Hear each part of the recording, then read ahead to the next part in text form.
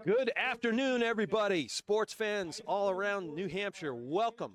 We are at Pinkerton Academy today. It's the home of the Astros, but today it is home to the NHIAA D2 football championship game. Should be a great one. Sure, it's Memorial Field, but here we have the 2-seed Pelham Pythons coming in at 10-1, 8-1 in the regular season. They're two-time defending D2 champs, and they take on the Souhegan Sabers at the 4-seed. They finished 9-2 overall, standing today 7-2 in the regular season.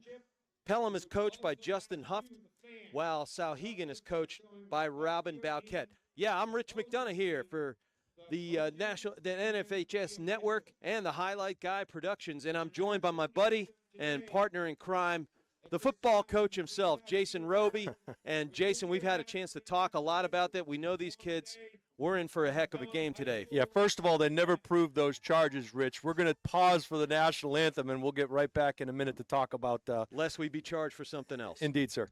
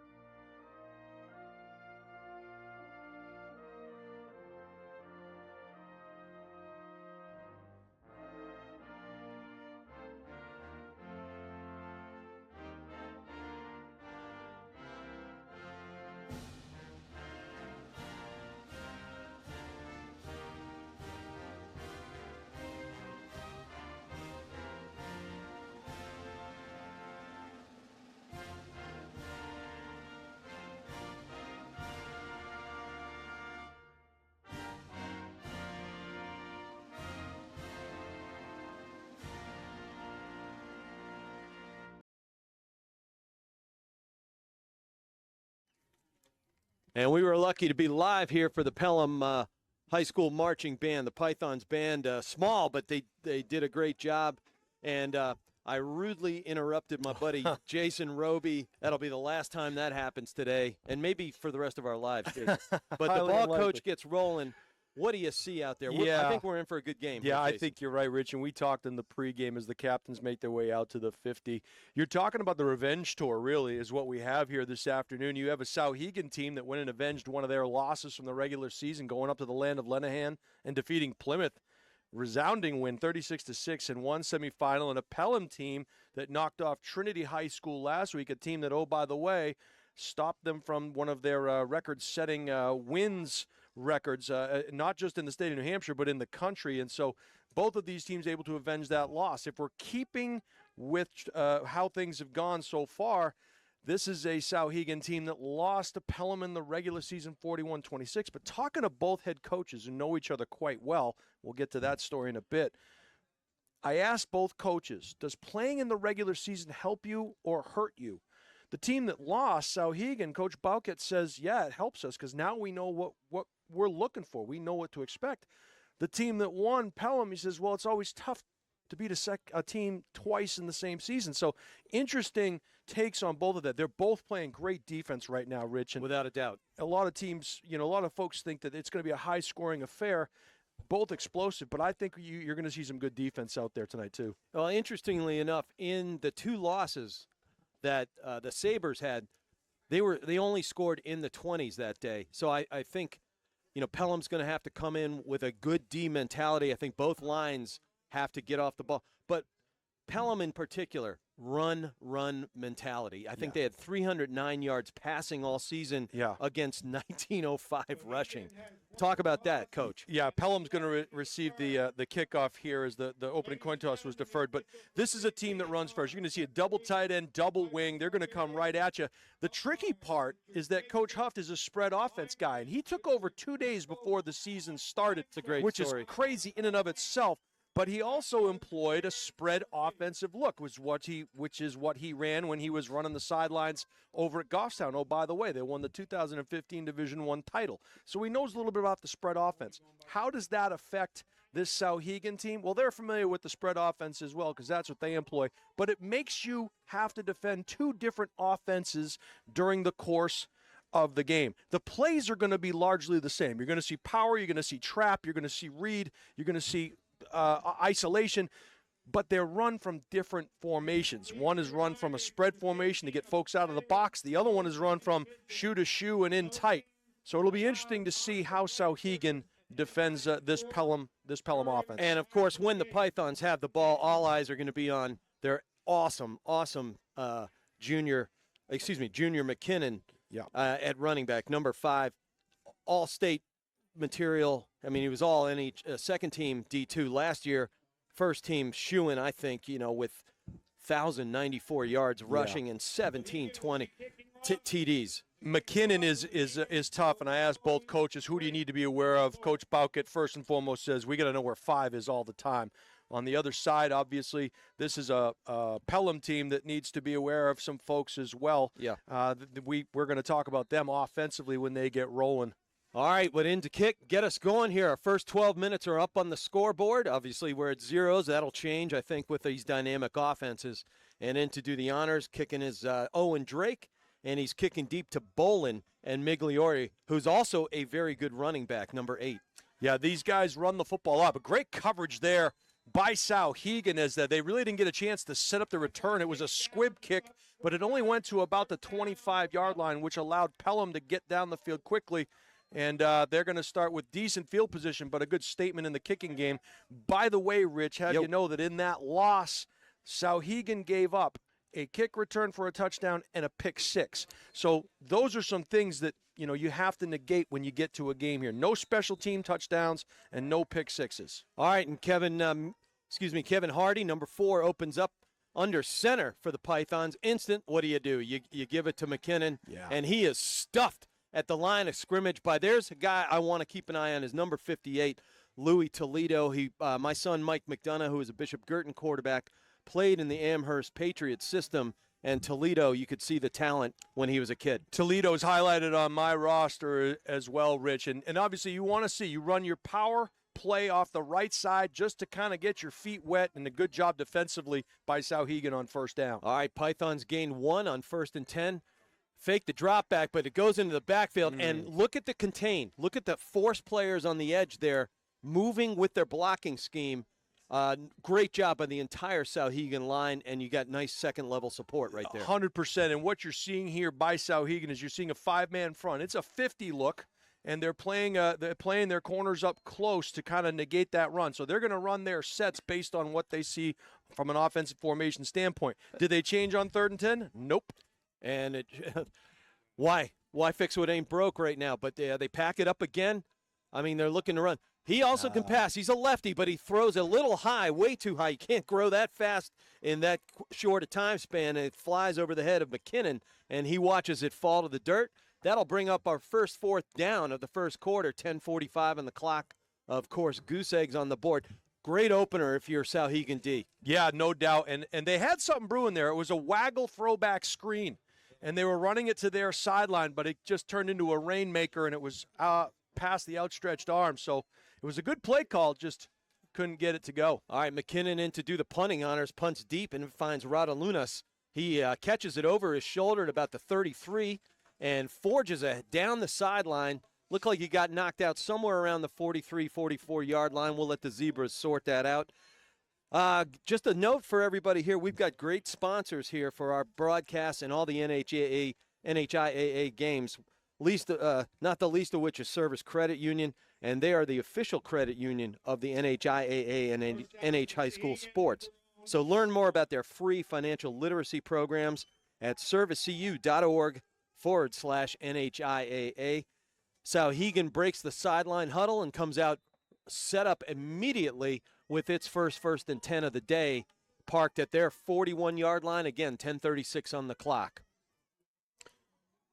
And that's ball's on the carpet. Smith got hammered, and it looked like somebody might have punched it out in that scrum there, Yeah, Jason it Roby. was held up, ripped away, and the ball hit the carpet. It is not rainy down there. You can see the wind blowing a little bit, but you got to secure the football. Turnovers will be your enemy on a day like today. All things being equal, you have to minimize the turnovers and the penalties, and you really want to play in front of the sticks, Rich. They ran a tight end wing to the left, speed sweep to that tight end side, and very fortunate to come away with 2nd and 12 instead of the ball going the And other now way. we're packed in near side. It was a loss of 3 on the play, so that'll be 2nd and 13. Giving it up to the shallow back right there. That's Radulinas. He had 10 touchdowns and a 9.2 per carry average, Jason Roby. That ain't pretty jump good. change. No, that's pretty good. And he runs behind his interior blocking there, and both coaches indicated that the offensive lines are going to play huge factors in today's game.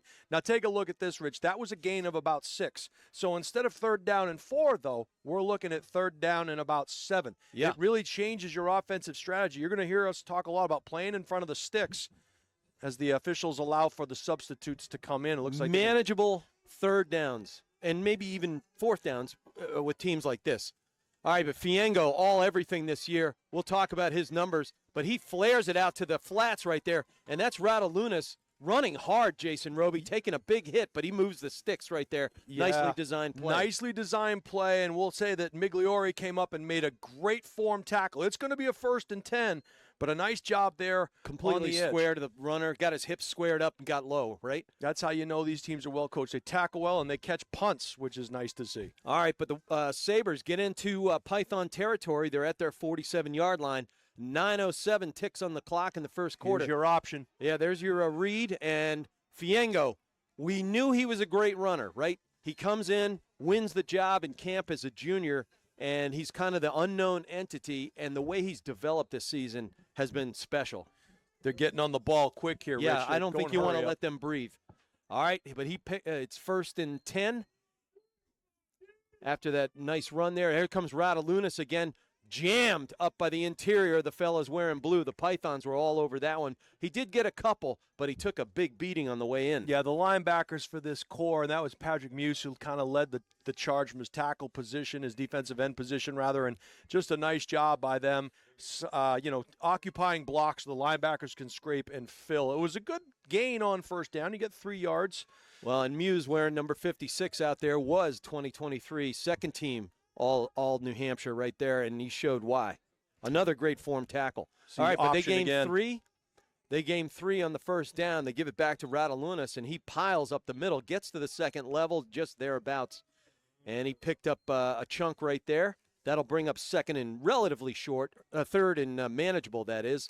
Looks like about 4 to go. Well, at this point in time, this is where your mentality changes, right, Rich? It's 3rd and short. You're not kicking a field goal. You're not punting. So you, in essence, have 2 downs to get 4 yards. Clock running at 7:45 and counting.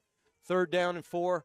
And as Coach Roby said, we're looking at a 2 down. But give it to Radulinas. He is tough up the gut, isn't he, Jason? Yeah, that's a good, tough run. And what they did there, Rich, is they brought motion in and they faked the speed sweep. It's a counter action, backside pull, and he just headed right, followed his lineman, and a nice job again on the surge up front. And tell the folks who that freezes at the next at the second Well, level. absolutely right. Those linebackers are going to go with that motion. They've been setting up that option with that motion, so every time they go motion, you think that they're going to, run the option. Not this time. They come back the other way with a counter. Linebackers are shifting one way.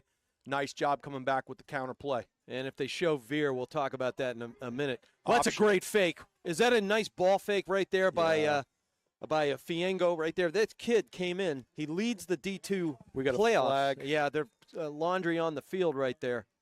And while they sort it out, but Fiengo, 2nd in the state in passing with 14.59, 70% completion percentage is impressive given how well he runs, Jason Roby. Yeah, no question about it. And here's the thing, too, Rich, is Defensive holding. it's going to be a hold, and we'll see if they march him forward half the distance or if they'll decline it and just take the result of the play. I'm not sure if it is holding, it's during the play, so they're going to. And he was flirting with the 1st down line to gain there. It's a personal foul, Rich. Wow. So, yeah, so maybe something excessive. Yeah, at the end of the play, so they're tacking it on. Looks like a half the distance kind of walk right there. Do we agree, Coach? Yeah, absolutely right. And it's Well, a 1st and goal. And we are not only in the red zone, we are knocking at the door if you're Souhegan. It's 1st and goal from the 7-yard line. And, Rich, you've seen a lot of spread formation, but it's been all run. All right, here comes that nice toss. back to Radulanis. He gets about 3 as he dives over the 5 and probably finds his way down to the 4-yard line where it'll be 2nd and goal from that point. Brady Williams coming up. Excuse me, Rich, making a nice right. play there on the goal line and minimizing that gain. You're no longer my friend, Jason. And you're in good company. All right. A lone wolf. Get a dog. All right, it is 2nd and goal. She doesn't at like the me 4. either. All right, that's a great ball fake again by Yeah. Fiango. I'm really liking his ball fake talent right there. The little things, right, Rich? Carrying out fakes, and running it like you have the ball. Those are huge things that make a big And difference. no time to breathe for the Pythons. It's 3rd and goal at the 1. Ooh, little Everybody, push. big I don't stack. think so. 4th down. Boy, they rough Fiango up right there. Are we going or kicking, Coach? Oh, we go.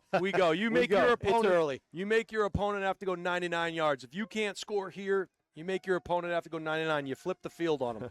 I gave you a softball Grant's Tomb question. In spite of that stop, I like the push. It's unbalanced to the right, and I'm not sure. I think they got him. Official. They say no. And it's not 99 yards, Jason Roby. It's 99.9. Yeah. I think the nose of that football is probably a couple inches off the goal line there. Officials are talking about it now. You can see Souhegan down. That's going to be first down. It is Pelham. first down. That's huge. they got low and fierce, and that's the recipe, is it not, Coach? Yeah, no doubt. When you're on the goal line, you don't want to go backwards. You want to go forwards. And, in fact, your front 4, your front 5 are trying to establish a new line of scrimmage. And that's exactly what happened there. Good push by the front of Pelham. Turnover on downs at 5:48 in our first quarter. Nothing on the scoreboard.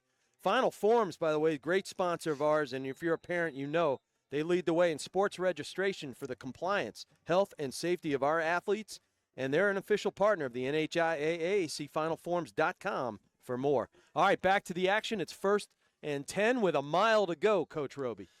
Well, on first the end down, zone, maybe you take a shot in the air. We'll see if they do. They don't. They're going to run power with their guy, and here he goes off to the races. Yeah, McKinnon, I got to say, Junior McKinnon's doing everything he can. He had 147 yards and 2 TDs versus Souhegan in their first matchup. He certainly knows how to churn it out against this Sabre team. He's a special player. He gave him some breathing room there, and there's one or two ways you go in that, when you're in tight with your back on your own goal line. You either take a shot over the middle because everybody's crouched up, or you just give it to your best player and say, get us out of here. Yeah, and he got 14 yards and 11 inches to put him at the 15 for 1st and 10 at the 5:20 mark in our first quarter.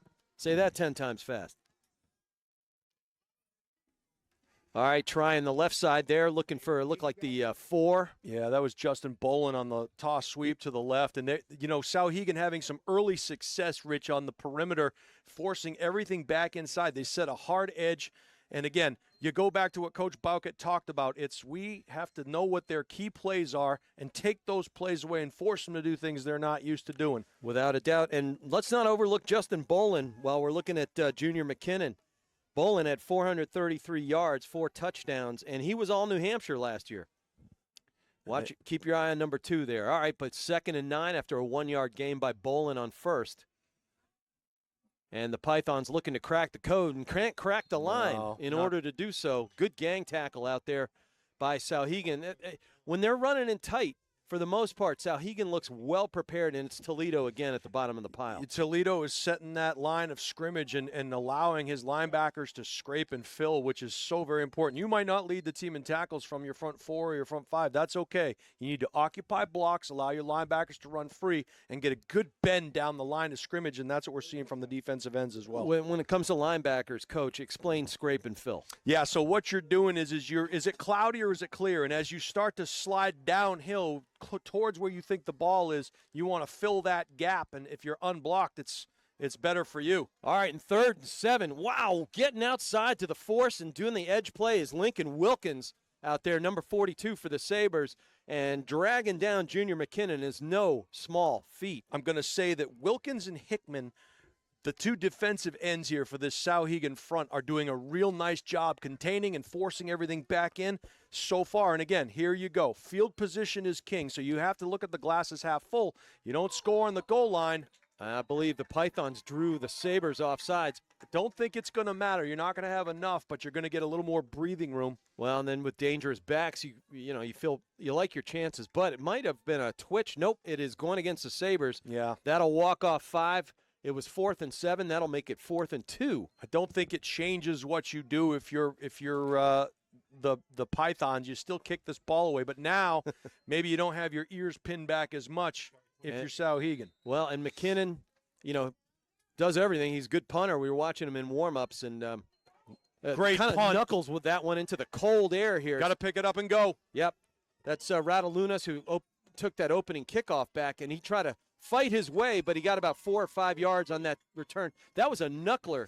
No easy task to pick that thing up. Speaking of knuckles, Chase Knuckles, I know his parents. number 11, did a fantastic job. He ran down. He didn't clip anybody. Didn't block in the back. He just kind of put his hands up and didn't throw any blindside blocks. So that could have been a 15-yard penalty against Souhegan. As it is, great punt, flipping the field, but nice job by Knuckles to not clip on that particular play. Won't be in any scorebook, but those things mean a lot to a team and its psyche, Coach, right? You got to win the special teams battle, and that includes not putting yellow on the carpet. All right, we're at 3:05 in the first quarter. Rich McDonough here with Jason Roby, the coach, at the home of the Astros, Memorial Stadium here, where we have our D2 NHIAA title game here between the Sabers and the Pythons. So far, plenty of offense, but some good defense too. We had expected it, Coach, because they're both playing very well right now. Good defense, goal line stand. You're seeing here that the option game is starting to produce for this Souhegan team in chunks. And the other thing is that the front was a little different. It looks like they've gone to a 3-4 front, and it's all about rules in the option. Everybody has to play their responsibility. All right, it's 2nd and 4 from the 38-yard line, Sabres' own 38-yard line, that is. Fiengo fakes that and elects to go right side. He gets more than enough to move those sticks. And what you're seeing there, Rich, is they have a read on that particular play. They're going to leave one of those interior linemen unblocked, and that becomes his read. So as he fakes that dive handoff, they're going to look and see where that unblocked player goes. If he follows the dive back, Fiengo just follows where that lineman is, and he replaces him. And that's obviously, exactly the converse is true. If he doesn't read it right and goes in, he's going to meet a head-on tackler. All right, this time he does give it off to Radalunas. Radalunas squirts out of the initial tackle attempt, and then he squirts out past the line to gain, and into Python territory. That was a nice churning run by Radalunas there. Yeah, and again, he's not getting touched to that second level, and every play designed to cut back against the grain. And now they have a 3-man front. They're showing pressure. And interesting. We'll talk about pressure in a minute as, again, Radalunas. And here's what I'm going to tell you about pressure, Rich. If you stunt, if you blitz, and you guess wrong, you're going to get torched. And that particular time, Pelham got caught. What I'm seeing, Coach, is Radalunas has great vision. Runs with his eyes. He's past his first would-be tackler and thinking about the second level already. All right, they gained 8 on first down, make it 2nd and 1 at the 41. Yeah.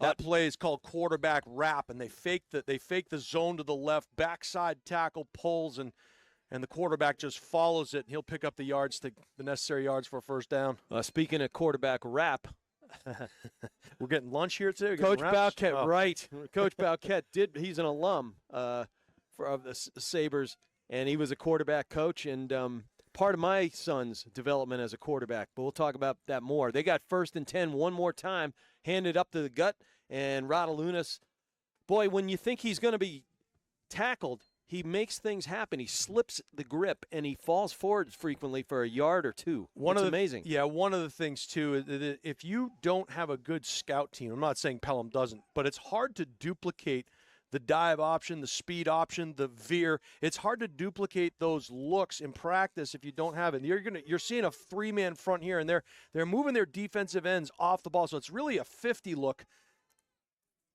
And Radalunas picks his way into only a yard this time, a rare just 1-yard attempt for him. Looked like he picked up maybe a couple, but that'll bring up 3rd down and about 5 as we've slipped inside a minute and now under 30 seconds. Zeros on the scoreboard, 20 seconds coming up on the clock. I got to say, what I would like to see is I know that Souhegan gets in that frame of mind to hurry up and be urgent about things, but I like it when they get their minds right and run the play. They've had success. Every time they've tried to go fast, it hasn't always worked out to their benefit. But you have 2 downs to get 5 yards, and the field position has been in Souhegan's favor in the first quarter. Well, that'll bring us to the end of the first quarter.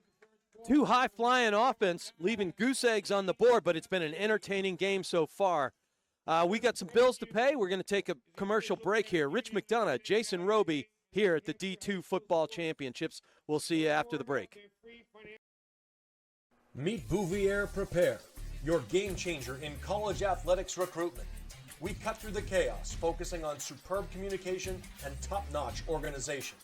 One-on-one attention, tailored strategies, and a winning game plan for emails, calls, camps, visits, and offer closings. Be prepared. Your limitless future starts now with Bouvier Prepare.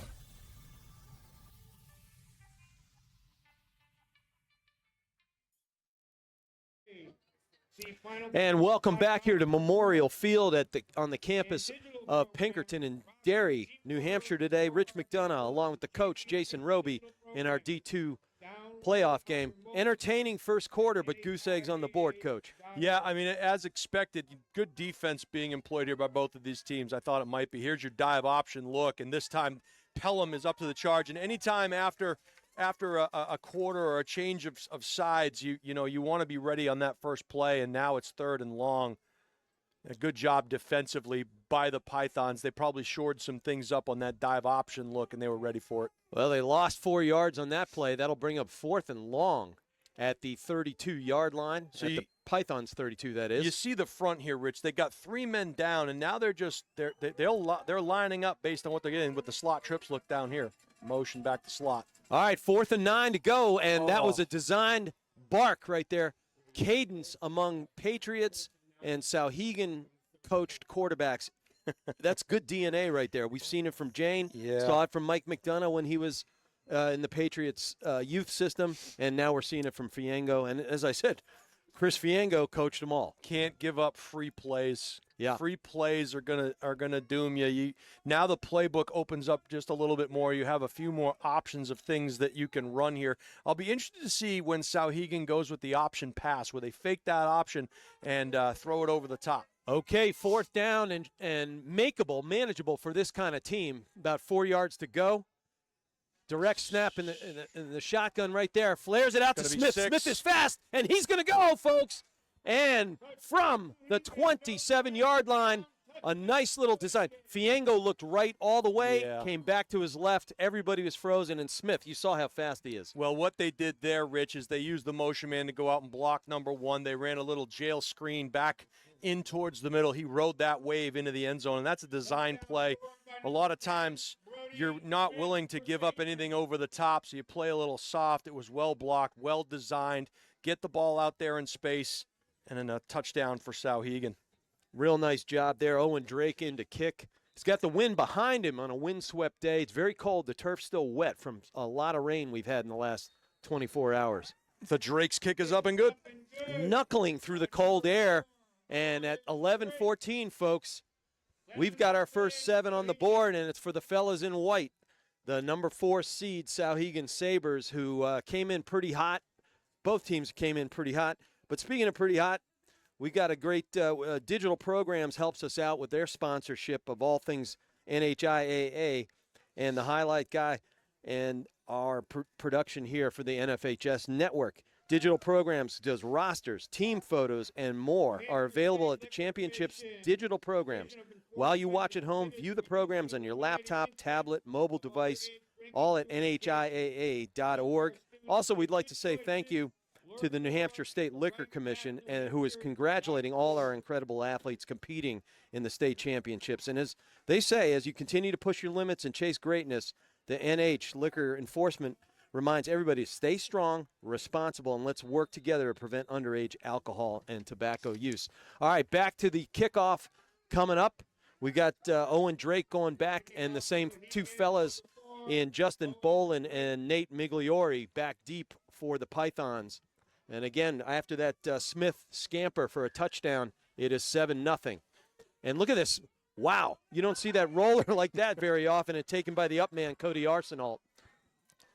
Yeah, Arsenault meets a big tackling posse right there, led by Liam Fisher, number 23 out there. But he does get out to, looks like about the 38-yard line, where the Pythons will go First and 10, but trailing, Coach Roby. Here's what you're seeing there. The Sabres not willing to give up a kick return for a touchdown, so they'll concede field position for a big return, and so far that recipe has worked for them.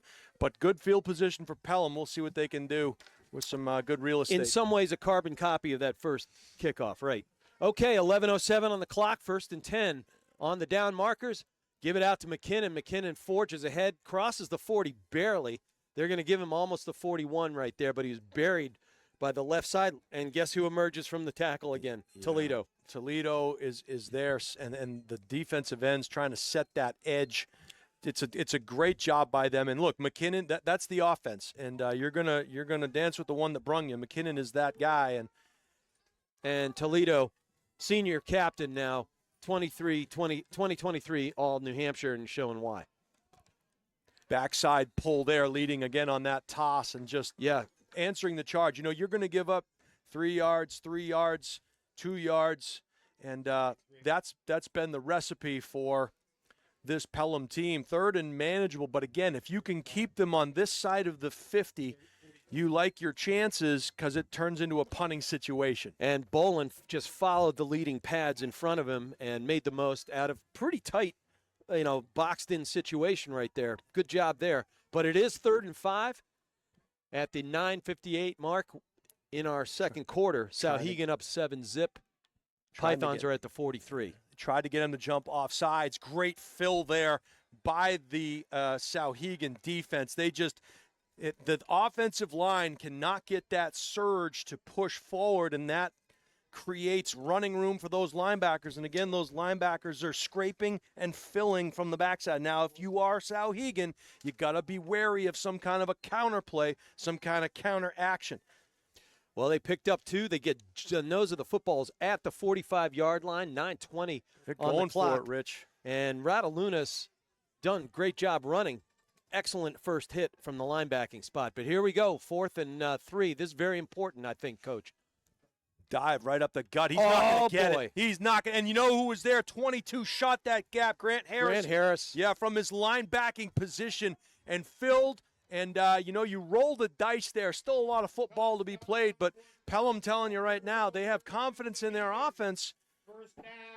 But maybe not as much in the defense because they've given up some drives here. They want to keep the ball in their hands, and unfortunately they can't get it. And you and I identified number 22, Grant Harris, as a guy who could be a game changer, frequently involved with tackle for loss. But the big thing is, in recent weeks, he is healthy again. Yeah, back from a high ankle sprain, Rich, and it was huge in the playoff win against Plymouth, and showing just how important he is there. All right, after that turnover on downs, it is 1st and 10 for the Sabres at the Python 46, 9:07 on the clock. Nice shift there pre-snap. Little tight end trade, wing to the left. Yes, and he looks short, and then he looks long. Does Fiengo just over the outstretched hands of the all-everything Braden Hickman, senior captain. And Hickman himself came in. He had a severe knee injury last year. He had the ACL. Yeah. Managed to come back and have a heck of a baseball season, but he's showing why he's so talented. He was all-NH second team last year, headed for first team, I think, no doubt. Quite a player, and covered there on the play, but before Kevin Hardy, and it looked like Pelham, they knew what was coming. As you looked across the board, all the receivers were pretty well covered there. A nice job by Hardy. Good job by Hickman. Getting open, it had a little bit more loft. We might have seen a connection there, but we got flags on the field, and it looks like we got a false start. Oh, my eagle eyes are still working, Coach Rogan. All right, that'll walk him back 5 on 2nd and 10. Hickman, for his part, Coach, 19 catches during the regular season, 573 yards and 5 TDs, 30.2 per catch average. Yeah, that's pretty good. And you got to believe a lot of that is they're taking shots and they're taking advantage of the height differential. And everybody up in the box, Yeah. And he's a good athlete. So that's right. If he can shake, then he's good. They're changing the play here at the line of scrimmage, and they're emphatically making a call. He'll bark it out to his offensive line to change the scheme. And as much as anything, Coach Bauquet is a terrific analyst. 100%. Yeah, 9:01 on the clock, 2nd and 15. Quarterback draw to the left. left. A little design draw from the sideline call. Stacked up well by the Pythons. He did gain about 5 yards, and meeting the charge there was Patrick Muse, and we noted that he was all New Hampshire's second team last year. Muse not going to be fooled on that particular play. Just reads his keys, not going to watch all the backfield action. And the one thing, again, that you note there is you want to play in front of the sticks. So instead of 3rd down and 4, you have 3rd down and 9, and that penalty is a huge reason why. All right, they gain 6. That'll make it 3rd and 9. Nose of the ball squarely at the 45-yard line. 8:24 ticks on the clock right now. Fiengo gets the ball in his right hand, looks short, design flat screen there. Beautiful pick and run, and there goes Radaluna showing why he's such a fine runner. Again, I noted that his field vision was excellent, and he weaves his way. Very great eye talent, obviously, fantastic to go with his feet talent. More importantly, though, they were in a 3-man front. You had a 3-3 stack or a 3-5-3. You had the perfect defense dialed in, and you got beat by a better execution on that play. Yep. It was well done. They like the screen. If it ain't broke, don't fix it. Go back to the well. And something I talked with Jimmy Lauzon about when I called the Londonderry South game last week, he was not happy with his team's eye discipline at Exeter, and I think we had a similar moment right there. People looking the other way, but it was a nicely designed play. Had the right defense called. You just, if you're not being blocked, stop rushing the passer. Yeah. All right, well, no problem rushing the passer right there, would-be runner. Great and there's play. a guy by Billy Nichols. We identified him early and said Billy Nichols could be meaningful. It makes a great play right there on 1st and goal from the 7. Yeah, Nichols is a heck of a player, and Coach talked a lot about him. Both coaches actually talked a lot about him. We need to know where he is on the field at all times, making his presence felt there. 2nd and goal from beyond the 10, so now you need 11, 12 yards. Terrific to score. defensive player, as we saw, very great instincts. But he also has a rushing touchdown. All right, can do it all. You need your Swiss Army knife players as well. We're at 7:35 in the second quarter. Souhegan's up 7-0, and looking for more. Fiengo looks inside, bounces to the outside, gets inside the 5. Yeah, just window dressing there, Rich, is they run the same play. They try to get you, pay no attention to the men behind the curtain. They bring motion to the field, and Migliori on the tackle there, but they went back to it. It's a heck of a pickup, but again, when you take that loss on 1st down, instead of 3rd and goal from the 1 or 2, you're 3rd and goal from the 4. They should have been in the end zone by now, but they are at 3rd and goal and counting. Jet sweep. Nice job. Yeah. Oh, great way to break up that play, coming up and reading from the corner position. They're acting like he got in. No, it's going to be 4th down. You can see fellas in white. You can see the official with his fist up in the air indicating 4th down from just about the 1-yard line. We saw that play a lot last night in the Bedford-Pinkerton game. They ran that jet sweep. They're trying to just open up and pitch it. And basically what it is, it's a speed sweep to the left side. You're trying to get to that edge quickly. Great pursuit by Pelham. Going to set up another 4th down and 1 goal line situation. And I think that was Bolin again coming up from his key, and he blew up that play early. I think he would have been in the end zone otherwise. Nevertheless, ball's at the 1.5-yard line. 6:20 on the clock. Memorial Field, home of the Astros, but home of our D2 NHIAA title game. And Souhegan knocking on the door one more time, taking a long time to look at this on 4th and goal. They're going to call timeout here. And that'll give us a chance to thank Service Credit Union again. Again, from free checking to the right savings accounts for your whole family, Service Credit Union is there for all your financial needs. So go and learn more about their free financial literacy programs at servicecu.org/NHIAA. Also, thanks to Heritage Home Services. Great sponsor. They applaud the effort and teamwork of all our student athletes competing today. And just like you, Heritage Home Services is dedicated to meeting any plumbing, heating, cooling, and electrical challenge. Heritage Home Services gives their all in every job for every customer. So keep striving for greatness, and thanks to an excellent sponsor right there. 6:08 on the clock here with our timeout by Souhegan to really talk it over. Probably a great timeout, Coach. Yeah, I think so, and I don't think they changed the play. I think I watched the huddle quite closely, and it didn't seem like there was any emotion, just business as usual on the Souhegan side of things, and the body language is that of a confident team right now. On the other side of things, this is an opportunity for Pelham to really escape danger once again. 2 drives inside the 1. Can they come away again with a goal line stand? We're going to find out right here. All right, big drama. The fans are pounding out the metal bleachers here at Memorial Field. It's electric right now, and it should be 4th and goal from the 1.5. And Fiego turns left and then dives right around the end. I'm out. I'm not on. Oh, yep. I think we're back. I'm in my left ear anyway. We lost our audio there for a moment, but as we were away, you didn't have to listen to us for a change. Mike Fiango looked inside quickly, then bounced it outside, and then drove, leaning forward, strong running, and gets it in from the 1.5. They tack on 6 at 6:04. And once again, Drake is in to kick. Officials look at each other. He snuck that one in and tacks on one more, 14-0. And that was a good time out there, Coach Roby. Yeah, I think so. Just to maybe talk about the rules and what you were looking for from a goal line stand. So why that timeout came is because they probably wanted to discuss the look they were going to get defensively from Pelham. They were going to be in a tight goal line. They wanted to go over assignments, talk about who your responsibility was, and at the end of the day, you want your best guy carrying the ball, and that's exactly what happened as Fiango found his way off the left side into the end zone in a 14-0 lead for the Sabres. Okay, Coach, I have coached for years. You have coached for years. We know teenage Some kids. say maybe too many.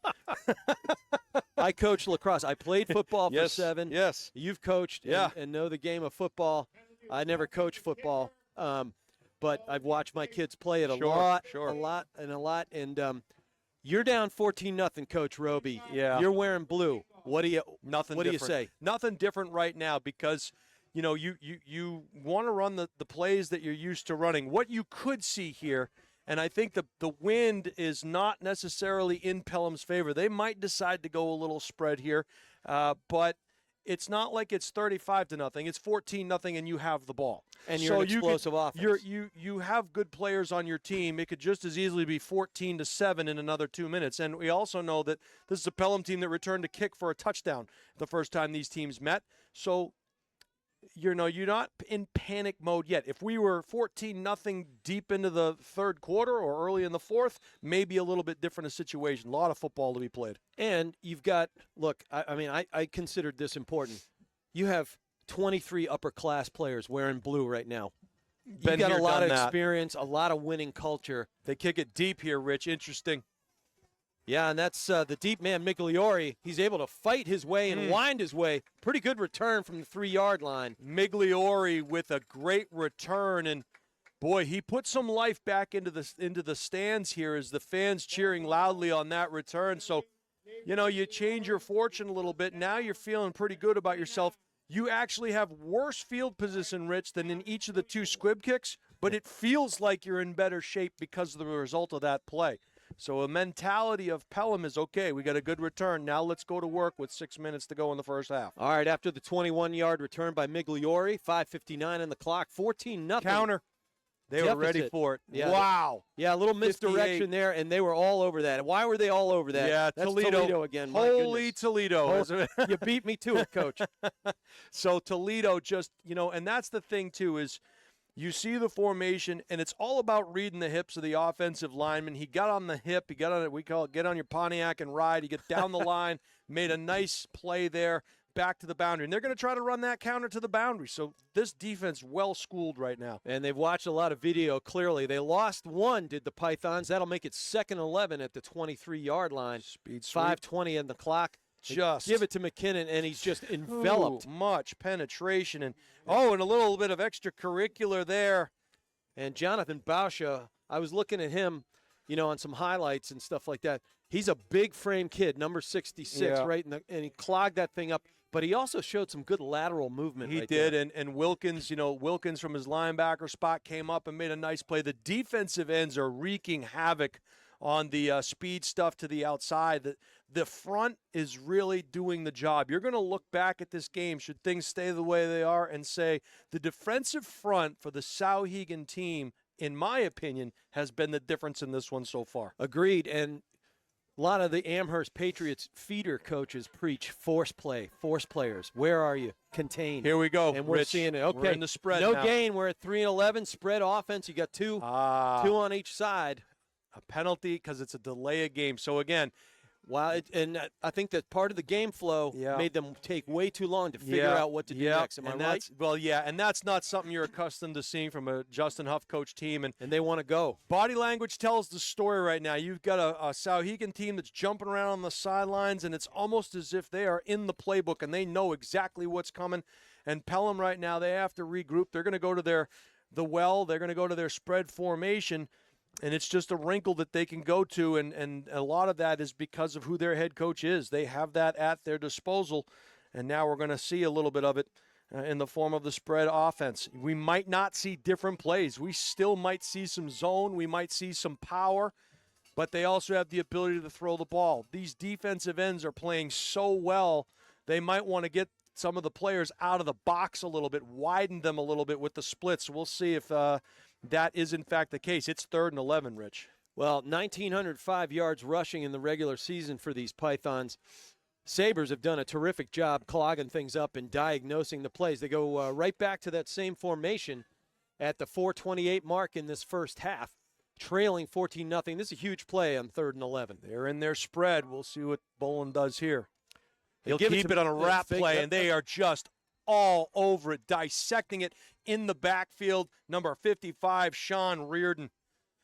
And they just are playing good responsibility football. And I'll tell you why, Rich, because when they line up in the spread, guess who's used to running the spread? So you can duplicate it in practice because you run it as an offense. Not everything is the same. When it's part of your DNA, it's probably easier to coach on the field and then react. All right, back to punt as McKinnon. Flags fly as he tries. So that'll negate the punt. That was a high punt. And we have false start again. So Souhegan showing 10 guys up on the line of scrimmage. They drop one back into coverage. It'll be interesting to see if they come after this one. They're going to get another penalty, and that could be because they saw all those bodies coming after that football. Well, and then let's not overlook the fact that McKinnon is back deep again and deeper now, but he's punting into a pretty darn stiff wind right there. That ball hung up there. I thought it was going to bring rain back with it. So do you want to block or do you want to play field? Because a high snap. Oh, and this one scuffs off the field, and that'll go right into Souhegan's feet, and that'll count as a block, I believe, Coach. Yeah. Because he did get a piece of it. But, boy, they are knocking on the door. Only question is, where'd they mark it? It looks like it's just outside the 10 at the 11-yard line, so they'll have 1st and 10 right there. Major moment right here in this game. McKinnon knew he had to get rid of that punt quickly, and it may have gone off the end of his toe, and as a result, it kind of rolled down towards the ground. They may give credit for the block, but a well-designed block set up there by Souhegan, and so far, Coach, all 3 phases going towards the Souhegan Sabers in this one. If you're a head coach, do you say maybe think about running that one next time? Well, I don't know. All right. Well, we're at 1st down and 10 at the 11-yard line. That's why I'm up here. Yeah. 14 zip for the Sabers, and they are looking to maybe put this out of reach. Nice play. Nicely sniffed out right there. Yeah. Nice lateral pursuit there, Coach Roby. Brady Williams came up from his secondary position and made a nice job as they tried to bounce it out, did Radalunas, and he was there to sniff it out. So huge play by Williams, no gain. Their DB run support is terrific. I've watched it. They're quick. They react. But scoreboard means everything. Well, one thing we have to remember, too, Rich, these guys are the 4-time state. They're usually 2-time Division II state champs, but they're going for their 5th straight state title. They won a couple of a division lower than this. Yeah, they've moved up from D3 after winning in 2021. They know how to play. All right, lots of success wearing blue, but the fellas in white have a 14-point lead. Quarterback. Fiango churning and picking his way. Nice job there by Kevin Hardy, number Hardy, 4, to hang on. And again, they do a nice job of carrying out their fakes, but when you're on the backside of that, do your job. The old Bill Belichick moniker, you do your job, you stay home on the backside, and that's exactly what Hardy did, and he slowed that down. Gain of 1, 3rd and 9. Well, we ain't going to bite is what they're Correct, saying. Sir. All right, so 3rd and 9 from the 10-yard line, and any kind of option pass. Here we go. Yep, you've got trips to the right. Here we come, Smith in motion, but he's looking left all the way and just drops that nice little float right underneath it, in between coverage levels, right, Coach? Yeah, and they've tested that side quite a bit, and they were trying to get a block out there on the on the perimeter by Chase Knuckles. A nice job by the corner, fighting it off and keeping himself in front of the football. But you know what? This is a Souhegan team that has found that left flat to their liking. They've had some pretty good results. They're going to call timeout here, is my guess. We'll Pelham. So a 4th down and 4. Yeah, I was like, when did we put a 2-minute warning in high school football? So let me ask you this, Rich. So 4th and 4, I'll throw it back your way. You have a 14-point lead. It's a 2-score advantage. Do you kick a field goal here, or do you play field position? I like a risk when you have control of the game, but here you also have the wind behind you, and you have a good kicker who's shown accuracy, and he's really kicking from right about where you have your extra point. Yeah. So think about having 17-point spread going into halftime if you can hold. For my money, I go along those same lines, because here's what else happens. If I don't get the first down, I'm also not kicking the ball off. And we saw the last kick return was a pretty good one by Pelham. I'd rather give them the ball on their own 5, having to go 95 yards in 2 minutes. I'd rather have a touchdown, but I mean, all things being equal, you have to think about a few plays down the road as well. And that's why Coach Roby was coaching football and Coach Mack was coaching lacrosse. But we're also going to thank Northwest Designs, Inc. while we have a chance. And we don't have that chance, but we will get there. Souhegan ran out of their sideline huddle. All right, 2:03 on the clock. It's 4th down and 4. They can get a first down without scoring here. And looking left and then looking right is Fiengo. It's all clogged up in the middle. Smith can't handle it. And turnover on downs. Let me go right back to, just since we didn't get a chance, Northwest Designs, Inc.'s great sponsor. Championship apparel is available online from our partners at Northwest Designs, Inc. So go and commemorate your championship experience with an event tee or a sweatshirt 2 days. Shop online at nwd.inc. Lots of Northwest Designs shirts all over the McDonough household, that's for sure, Coach. Well, it came to pass that they're forcing them to go 95 yards into a win. Very difficult under any conditions, but wet, cold, and windy. Not a bad thought. And the quarterback now at this point is looking opposite the way he's throwing, and they run a quick trap right up the gut. And I think they probably at this point want to just get out of the half and have an opportunity to readjust. All right, good job by Aiden McGrath, number 1, coming up in run support from his cornerback position. Coach McGrath at the Amherst Pats level, doing a lot of good things, teaching a lot of good things to our youth. We're at 1:35 in our first half, our second quarter here at Memorial Field at Pinkerton. Rich McDonough and the coach, Jason Roby, on hand for our D2 title game. Kept looking downfield, did Hardy, but he gave it up. Good ball faking by him, too. I mean, we have both quarterbacks here very talented with the ball. Yeah, no doubt about it. I tell you what I like here is we're going to get official timeout for a measurement. I think they might measure. Yeah, they are. If I'm Souhegan, I'm giving that up all day long. A nice run there, but that's a matter of playing a little bit softer defensively. We're going to give that up. We're going to keep the football in front of us. We're going to rally up to the football and make a play. If you play ultra aggressive and it gets by your first line of defense, you could be off to the races. So I really like, the mentality. You can almost get into the mind of Coach Bowkett down there on the sidelines, and the situational football, the understanding of the situation, so very important. And Coach Bowkett is definitely, and his staff definitely dialed in here. And oh, by the way, it's still just 14-0. It's a 2-score game, Coach. Yeah. We're at 1:10 on the clock, and after that measurement, it showed that the Pythons were just short after that good gain on second. It'll be 3rd and short. We'll wait for them to mark this. It looks like it's just inside the 15-yard line. The 15-yard line was the actual line to gain, so he didn't quite get there, and they marched right up. They got their play called during that official timeout for that measurement. All right. Huge play here, Rich. Huge. This is huge. 3rd and short. I'm going to be watching Harris, number 22, see what he's got to say about it. He's over at the left side linebacker, staring right down at that guard. They come away from his side of the ball. Good job, nice run by Bolin. He's also ran running back, but he also ran pretty darn well right there, following a great pull. Following his lead blockers, cutting back against the grain. Brody Smith from the backside corner position makes the tackle. But again, You like that. Neither team has any timeouts left. So if you're Souhegan at this point, you want to play a little softer in the secondary. Keep everything in front of you. Keep everything in front of you. We are well under a minute now. And off that trap, a few yards, but the clock keeps churning. We're under 40 seconds, headed for 35. 0 to 14 deep into the second quarter. First half here are the Pythons unaccustomed to having a zero. Well, on no the doubt board about at this it. point. And I don't want to make sure I mention Toledo with just another fantastic play He's getting on the hip. I think he's MVP on the D side of the line right now. Here comes your counter back to the boundary, and they were ready for it. And beautiful job right there by Hickman to clog things up. Hickman clogged it. Backside didn't chase. They stayed in their lanes, and you almost play that like a kickoff, Rich. You want to make sure you don't over-pursue, and sure enough, number 66 was there to clean it up. But a great job setting the edge by Hickman. Well, all right, folks, we again are at Pinkerton Academy, Memorial Field, normally home of the Astros, but home to the D2 championship football game today. We are halfway home, and Bauquet is halfway home to swimming in the river at the end of this, but we still have plenty of football. Rich McDonough, Jason Roby for Steve Cody producing. They're going to take a break for halftime. We're going to do the same. We look forward to seeing you on the backside. Glad you joined us, everybody.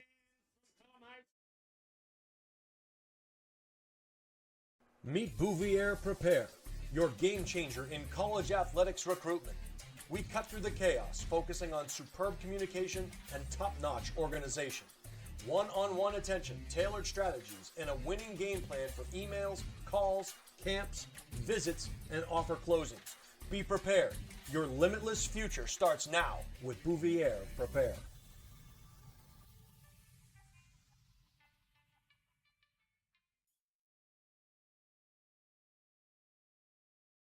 Hi, this is Deb Cody with the Dow Group at Keller Williams Coastal and Lakes and Mountains Realty. I have a passion for helping people, and I love to help people with their real estate goals, whether it's buying, selling, or investing. I'm licensed in New Hampshire, Massachusetts, and Maine, and work with an incredible team, the Dow Group, which has been the #1 real estate team in New Hampshire for the past several years. Collectively, the team has sold over $1 billion worth of real estate in the past 20 years. If you're curious to know what the local market is like in your area, feel free to reach out via my website, deb.thedowgroup.com, and let's get connected.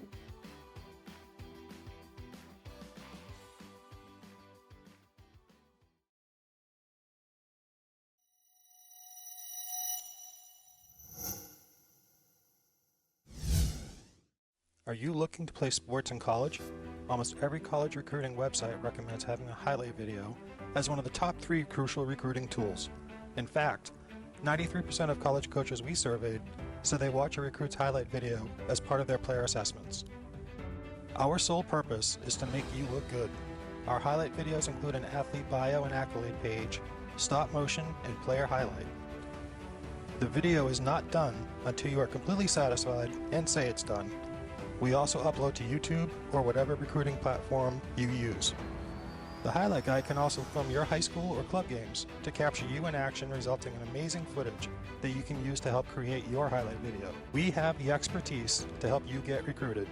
Check out our website at thehighlightguide.com or contact Steve at thehighlightguide.com to get started on your path to playing sports in college.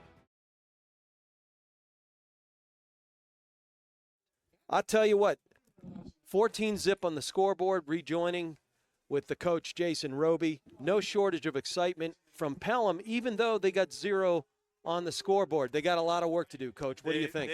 Listen, they have some victories here in terms of goal line stands. The field has not been slanted in their favor the entire game, and it's still just 14-0. If I'm pointing at what I think the difference is, we mentioned it in the first half, it's the defensive line of Souhegan. We're talking about Reardon, Tilburg, Toledo, Bauschua, and obviously Hickman. They set the edge. The linebackers are running free and clear, making fantastic plays. The secondary's coming up to help. I think if you're Pelham, what you need to do is you've got to take some guys out of the box. And the way that you do that is you get in your spread formation. Now, obviously, you can run the same types of plays. You're going to give the ball to your best guy. You still can do that with McKinnon, but now there are less people to the dance. And so you're going to have to maybe roll the dice. When it's just 14-0, you still are not panicking. There's a lot of football left to be played here. You got to feel good if you're Souhegan. You're winning all three phases of the game, the kicking game, offense, and special teams, and defense. But Pelham has been here, done that.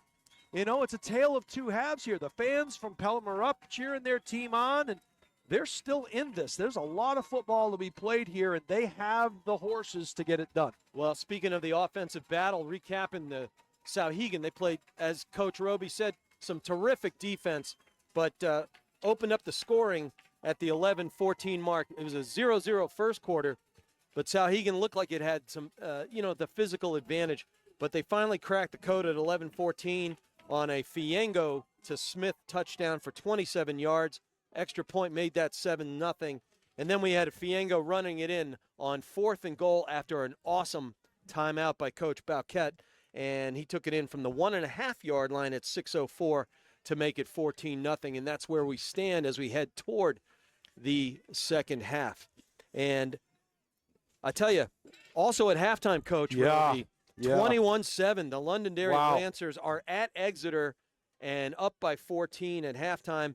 But they're not the only action we got going on. Well, I believe no, we mentioned other divisions are playing. Yeah, that's right. We had last night. We had Pinkerton defeating Bedford, the two-time defending Division I And champion, looking strong. 27-13 in just a terrible conditions at Bedford, just rain and cold and wind. Matt Morrison is a stud. He's the guy, and for the first time all year, Pinkerton was healthy, and I think you saw what they can do. Now you're talking about a Londonderry Pinkerton final potentially. You don't want to get the cart before the horse here, No. but it could happen, and that would be an unbelievable game. Still yet to be determined where they're playing. We saw Mascoma, Division IV, Right. the 2-seed defeat undefeated Raymond in the Division IV title game.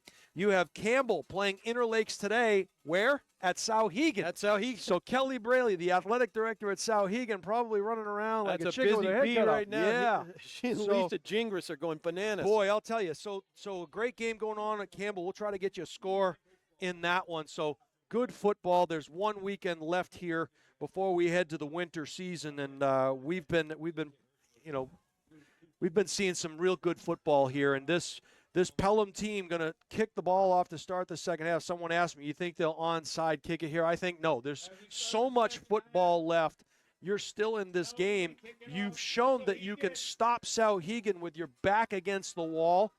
And, it could be the tale of two halves. This is a team that's been there, done that. We saw this Souhegan team beat an even bigger Plymouth team a week ago, so we know they're up for the challenge. Well, and you got a stiff wind at your back to kick off, and doing the honors right there, you see Colby Creer, big kicker. I mean, he looks like a linebacker right there. Yeah. And he's a senior kicker. He probably got a lot of leg. We'll see how much he can put into this one. Just listed as the kicker, too. No other position, just kicker. Physical-looking kicker. He Anyway, is. you got Smith and Radalunas back deep. This one will be Smith at the 10-yard line as we get going in the third. He finds a seam, Well gets done. across the 30, and drags a couple of would-be tacklers outside the 35, put the ball on the 36-yard line. That is a great start. If you are Souhegan with all that first half momentum, you keep it going. Right back at you, Coach. Go back and look at that play to start the second half, and you're going to watch the blocking by the Souhegan return team. They were engaged. They were locked up with the chest plate, and they allowed the return man to pick where he wanted to go. That is just attention to detail in all phases. And as I said, we're produced here, of course, by our buddy Steve Cody. Cody spinning all those dials, as Dave Collins would like to say. And it's in conjunction with the NFHS network. And go and hit the YouTube channel. Sign up to the Highlight Guy. It's a great channel. You can learn more about what he can do for you as a recruit. Here comes Fiengo faking the inside handoff, and that exposed a monster hole. Huge. Over center right there, Coach. I mean, you and I could have run through that. Yeah, no doubt. And what you saw there was Pelham had a lot of guys in the box, and they just went for that initial fake. It was well blocked by the interior. Fiengo not touched till he appears on the other side of the 50. And Fiengo, or close to the other a side. terrific running quarterback, great two-way quarterback, picked up 13 yards on 1st and 10. That'll drag the ball all the way out to the 49-yard line. Souhegan is looking like that kind of team that won't be denied today, Coach. They're just dialed in right now. They're not probably going to make too many changes. You're going to get the speed sweep. They're going to run the same exact play. Same play. This time he picked Ball's on the ball. carpet, picked up, and that's when you know the day is going your way. And that is Braden Hickman. I've watched that kid since he was in 3rd grade, and he has always been that guy. Basketball, football, he played with my son Mike, and he's so quick to the ball, great hand-eye coordination, and he not only picked that ball up, but he made a whole bunch more yardage and moved the chains once again. Don't stand around and watch the play. Get involved with it because you never know when the ball is going to end up live, and Hickman was there. But you're going to watch that play, and what they're doing is they're riding that fake, and that widens the defense, creating a huge gap for the quarterback to run through. All right, the ball. Hickman's fumble recovery and run moves the chains again. Ball is 1st and 10 for Souhegan. Wow. Picking his way is Rattalunas. Boy, not only can he pick and run, pick his holes, and weave, he just flat out ran over Kevin Hardy right there. Yeah, it was a great job getting to that second level, but I'm going to tell you this. Watch Hickman when you play this one back. He has a great block on the perimeter. All right. Rattalunas, terrific runner during the regular season. 10 touchdowns, 9.2 per carry. Not bad. Just give it to him. Yeah, first downs written all over that. Picks up plenty of yardage, moves the sticks once again, 10-30. They're up 14-0 and looking to cash in again. Inside the 30, balls at the 28-yard line. Sabers got yet another 1st and 10, and, Coach, the clock keeps rolling. Yeah, and anytime your secondary's leading the team in tackles, you're in trouble. Agreed. All right, sniffed out pretty well that time by Steve Harvey, not the comedian or game show host. Yeah. But Stephen Harvey, number 87, came around. Nice play at the edge and got inside in a hurry, Coach. McKinnon was also in there. A nice job. They faked that speed, and they go to the wrap on this side. And Pelham was up for the challenge. A nice job by them. They tried it on the right side. They had success. The left side, not this time. So we'll see. And they're not hustling out of the huddle, which I like to see. Now the clock is on your side. Totally in your favor. All right, they gain 1 on 1st and 10, make it 2nd and 9 at the 27-yard line, more or less. And probing that left side of the line, the Pelham line this time, the Sabers going away from where they were most of the first half, running right. Now they go left. And near side nearest our cameraman by Steve Cody. And the ball, it looks like the nose of the ball is at the 25-yard line, Coach? Yeah, we'll say 25. Yeah. Ben Manzlanek from his linebacker position did a nice job of filling that gap. They went away from the point of attack, and Pelham was good on the backside. All right, ball. It is at the 25-yard line, 3rd down and 7. And Pelham, 2 reads in a row, holding him to short yardage and bringing up a passing down. Going for Hickman in a crowd, and it's Hardy picking it off, and he's got room to run, and he's a good runner, and he's got great vision. He slips out past the 30, getting tackled, finally brought down by Aiden Reardon, but not before Hardy had a 25 or 6-yard return and gets the nose of the football out to the 40-yard line. Big-time turnover. Ill-advised play there as Hickman was, or rather Hardy was, and Hardy was back there, and the ball hung up in the air, and Hardy just stepped in front of it from his safety position and made the play. So got to understand the weather, and here's a big play right here. Always talk about play after a turnover. What are you going to do the play after a turnover? We'll see what Pelham decides.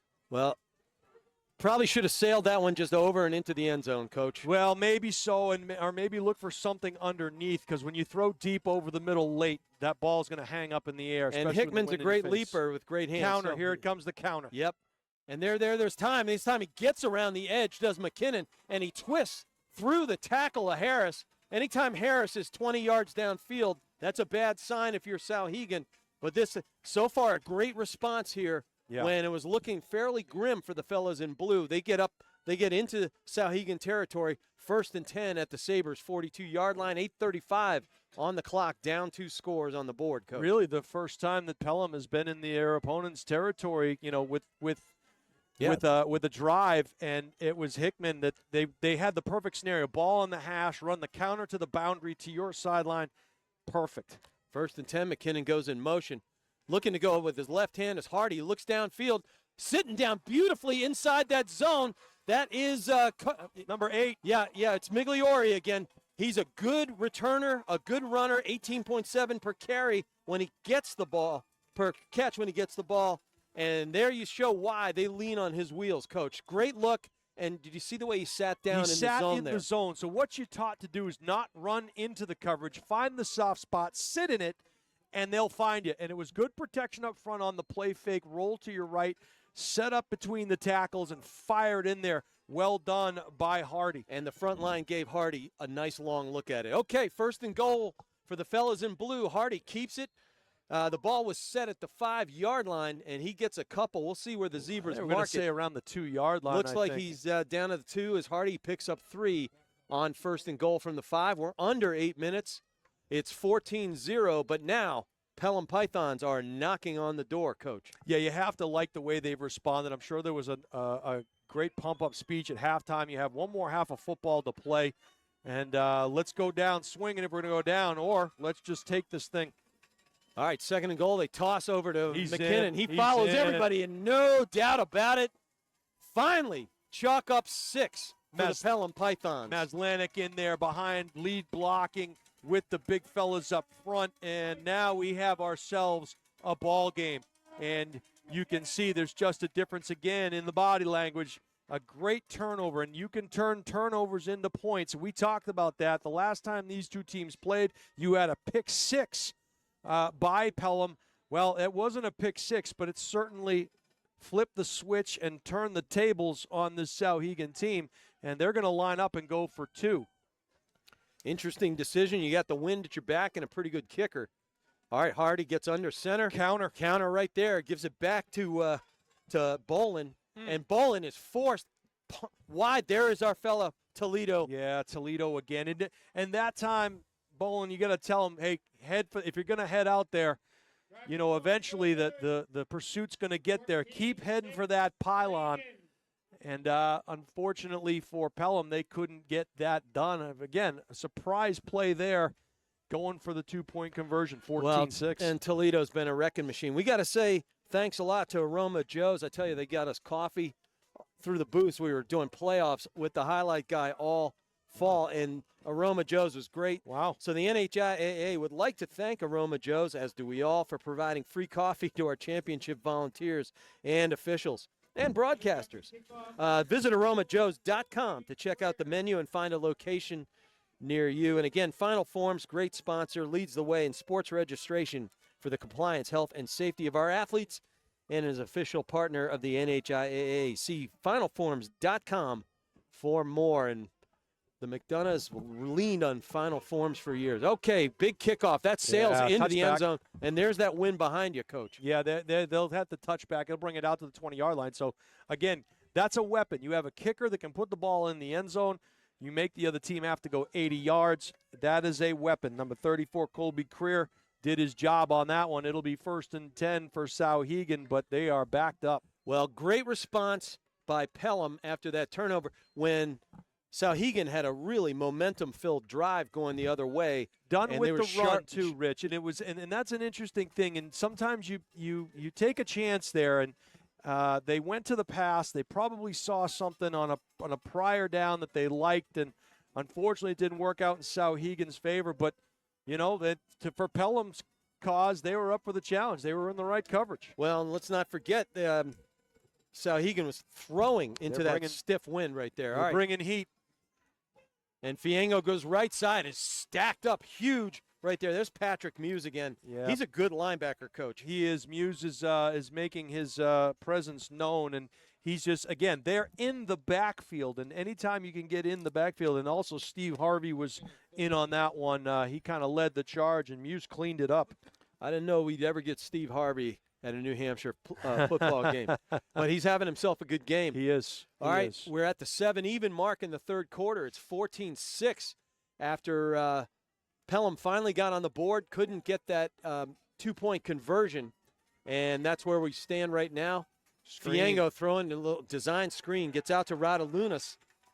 Yeah, they're dialed in now, Rich. They've run that play, and I'm sure what they're telling their guys, quarterback looks away from you, stay home on the backside, sniff that one out, and they did just that. And just a sign of concern, Migliori got himself tangled up and hurt his lower leg right there. Number 8, he's had that great pass, catch, and run. He is in he's hurt his right knee is what happened. Came off under his own power, being looked at by the trainer down here in front of us. Hope he's okay.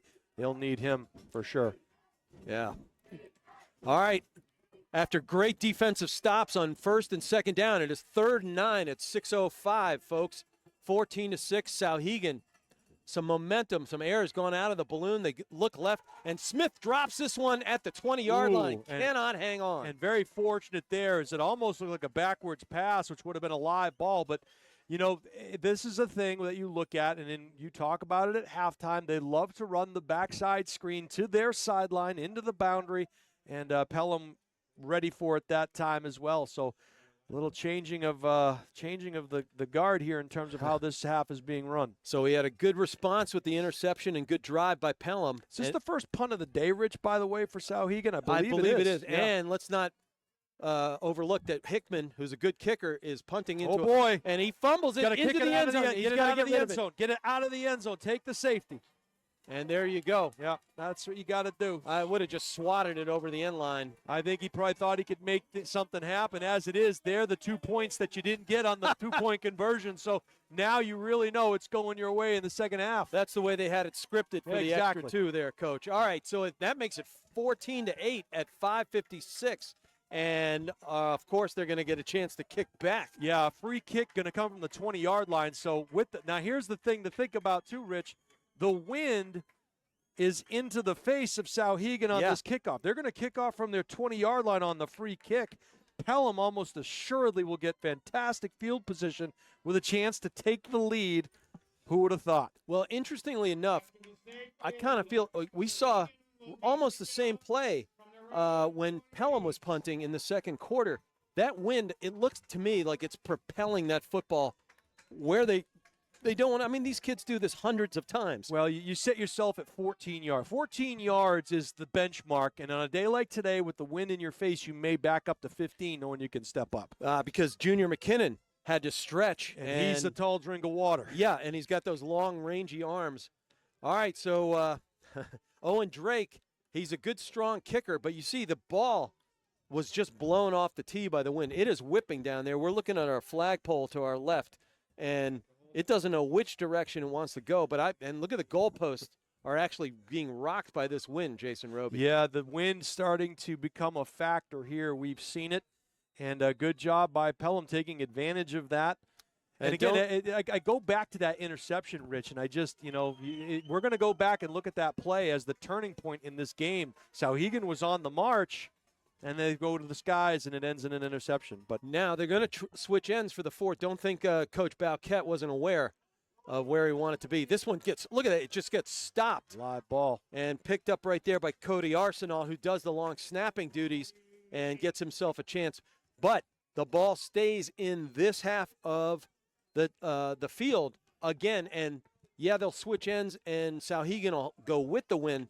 But there's plenty of time, 5:54 in the clock in the third, with the Pelham fellas with the wins at their backs. Take advantage of it, right, Coach? Well, no doubt about it. This is if you're Pelham, you don't do anything different. You keep doing what you did on on that last drive. You're going to pound the football, pound the rock until Souhegan shows they can stop it. All right, 1st and 10 at the 48-yard line of the Sabers are the Pelham Pythons. Again, 2-time defending D2 champs, looking to add another one to the trophy case. And great stack up there. Bottom of the pile, again, we talked about him earlier, was John Bauscha, number 66. Solid kid playing that nose position, or left guard anyway. Good cleanup, too, by the linebacking core, just winning that battle at the line of scrimmage. This is a huge, huge possession for both of these teams. And I tell you, Toledo is breathing hard. Number 58 for the Saber. Had a heck of a game. He isn't leaving anything anywhere but on the field today. There's no tomorrow. All right, that was a 2-yard gain on 1st and 10. Make it 2nd and 8 at the 46. And the Pythons are stacked and racked once again. Pick a number. 22 led the charge. Yeah, Harris, a great player, but everybody was part. I mean, that was get the whole class involved in that one, Coach. You had everybody meet at the football. That was Wilkins, and again 22 Harris. They were there. They're bent down the line really well. It's a slow developing play, and the reason why it works is because the interior is not giving up an inch. All right, they got one. That'll make it 3rd down and 7 at the 45-yard line. Rich McDonough and Jason Roby here enjoying this excellent game. And there's Harris. Harris came up. He read that all the way. Mr. Tackle for Loss. You and I talked about that as possibly. What he does, Coach, and, I'm not a sophisticated football guy, but I did play linebacker. Even if he doesn't make a tackle and he makes plenty, he disrupts rhythm. Yeah, and that's what these offenses are all about. Everything is timing, everything is rhythm, and if you can get a guy to the dance you can't account for, you can wreak some havoc. And both of these teams love going into their sideline, and that's just good scouting by both defensive coordinators. All right, it was a loss of 2. Quick kick, like it, change field position. That's great. McKinnon popped back to his pretty deep, and this thing rolls all the way. They better get to it. That's going to be inside the 1, Rich. The nose of the football almost hit the chalk on the goal line. Wow. He was flirting with disaster, but good job there by Bolin. And that shows your wind, too. Taking advantage of the wind. 3:52 to go here in the third quarter, and still Pelham has the wind. I mean, that thing had some backspin, and it still pushed it another 10 yards. And Mother Nature plays a big role in football games. So at 3:52 after that quick kick, and Coach Roby liked that one. I sure did. The advantage is nobody's back there. You own the ball if you're the kicking team right there. And now you get to make Souhegan operate out of a tight spot. Everybody's feet are in the end zone, of course. And if you don't make 6 inches, you might have another safety. Well, I'll tell you what else that does. That shows Coach Huff's confidence in his defense to run a play like that. Well, they're certainly in rhythm right now of their own. Okay, 3:52 on the clock in the third quarter. 14-8. And they go to the pass, design little, almost a bubble screen right there, but it's low. Smith couldn't handle it. That's his second drop in a row. Probably fortunate that he did drop it because his knees were in the end zone, and it's potentially, I don't know where the ball would have been, but this football literally, Rich, you said it, the nose of the ball is got to be inches short of the stripe. And the heel of the ball, if we want to go the heel, right? Anatomical. Yes, there you go. Depends which way you're facing.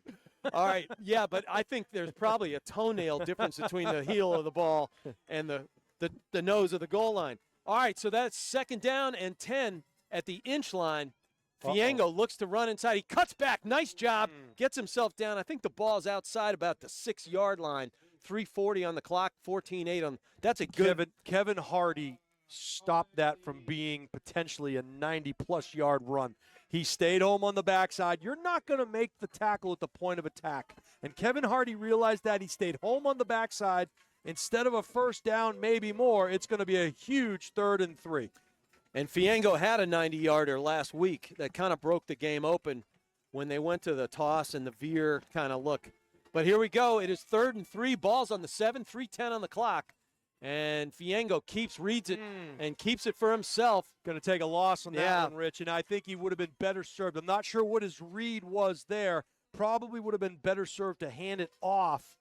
But again, you have your read keys, and who you're looking at. It is based on, who are you leaving unblocked? And he's an intelligent football player. Yes, but they lost a yard on that play, maybe 2. It's going to be 4th down, and this is a huge play. And we've seen the punters have great difficulty facing this direction, particularly when they're inside the 20, Coach. And I'd back up 1 more yard. Yeah, that could sail nice this snap. Time. Great snap. I think they got a piece of that. And able to get his hands on it as Brady Williams. The way that ball came off, I think somebody got a piece there. Yeah. They had student body everywhere, flooding the end zone right there. And boy, has the momentum shifted in the last 5 minutes, Coach. Yeah, Mo has made an appearance here in the second half. Speaking of making an appearance, Service Credit Union always does, and they're proud to offer School Spirit debit cards for NHIAA schools. So visit NHIAA.org to learn how to sign up your school for free financial literacy training. We all need it. Earn cash bonuses for your programs and spread that school spirit. All right, lots of school spirit if you're wearing blue right now. The body language has changed. The ball changed sides again. Coming back to us. And it's Counter. 1st and goal. Oh, wow. And our guy again. There's number Toledo. 58. Toledo just disrupted that entire play. It was a counter play, Rich, and just blown back into the backfield. The offensive line couldn't get generated. It slowed the play down. The timing of the play was disrupted. Loss on the play. And he stayed home while he sniffed that out, and then his pursuit, Coach, is terrific. Yeah, he bends, and that's a lot of the thing. You never want to, as a defender, you never want to get to the same level as the backfield shoulder. You want to stay on the upfield shoulder, and that's just done in individuals and technique period every day in practice. Well, he's been doing it since he was in third grade or second grade, and he's showing why he's got a lot of experience and a lot of discipline and why he's on the NHL state team. He's going to and throw look at this, the throw going to the corner of the end zone. Nicely defended there by Smith. It was intended for Justin Bolin, who leaped with Smith to get it, and great recognition and discipline by Smith. Yeah, you're down here, and again, that just goes to do your job. First down, second down, backwards plays. At some point, you got to go to the friendly skies, and you have the wind at your back. Nice job in the end zone there. My guess is if they've done that this year, I haven't seen Pelham play all that much, but if they've done that before, Bauquet and coaching staff have seen it. Both of these teams are dialed into what the other's trying to do. And the coaches know each other so well. 100%. All right, 1:33 on the clock. It's 3rd and 9. Ball's on the 9. Counter again. And just sniffed out. And yeah, great job stacking it up on the right side.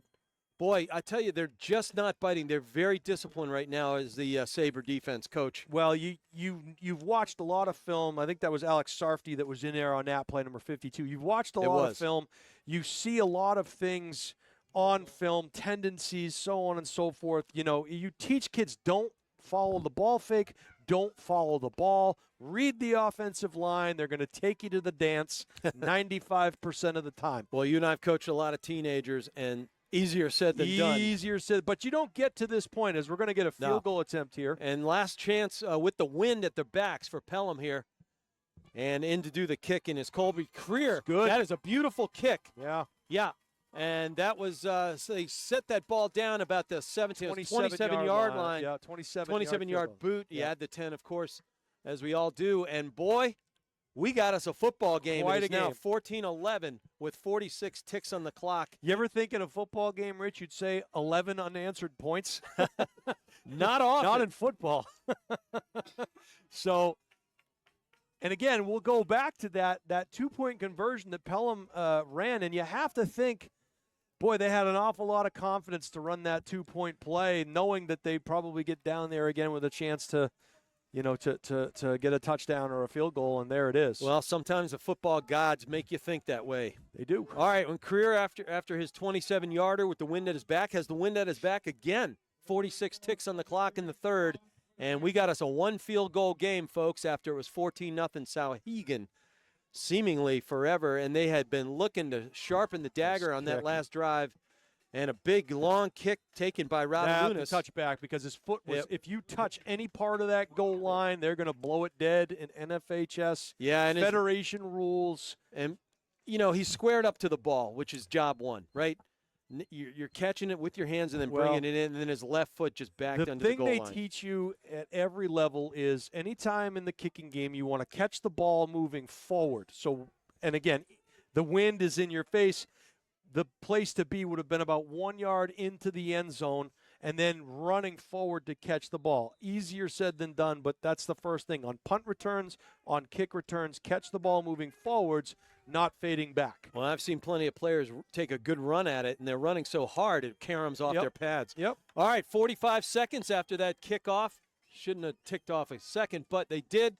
And it is Souhegan back with the ball, 1st and 10. They hand it off to Radulinas. From the 20, and he is gang tackled, led by McKinnon and Hardy. And I'll tell you what happened there, Rich, is he couldn't get his shoulders square to the line of scrimmage. He's running east and west, and anytime they have not been able to get their shoulders square, it's been a great job by the defense. When they get their shoulders square, they make their hay, but finding the sledding tough here in the 3rd. And my guess is Coach Bauquet's going to take it to the 4th. Take us to the 4th.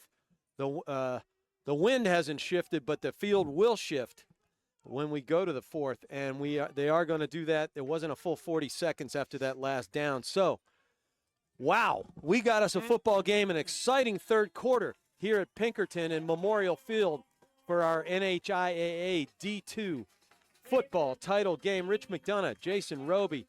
We got the highlight guy producing in association with the NFHS Network. Fellas are going to take a 30-second break. We're going to do the same and pay some bills. See you on the backside, folks. Hi, this is Deb Cody with the Dow Group at Keller Williams Coastal and Lakes and Mountains Realty. I have a passion for helping people, and I love to help people with their real estate goals, whether it's buying, selling, or investing. I'm licensed in New Hampshire, Massachusetts, and Maine, and work with an incredible team, the Dow Group, which has been the #1 real estate team in New Hampshire for the past several years. Collectively, the team has sold over $1 billion worth of real estate in the past 20 years. If you're curious to know what the local market is like in your area, feel free to reach out via my website, deb.thedowgroup.com, and let's get connected.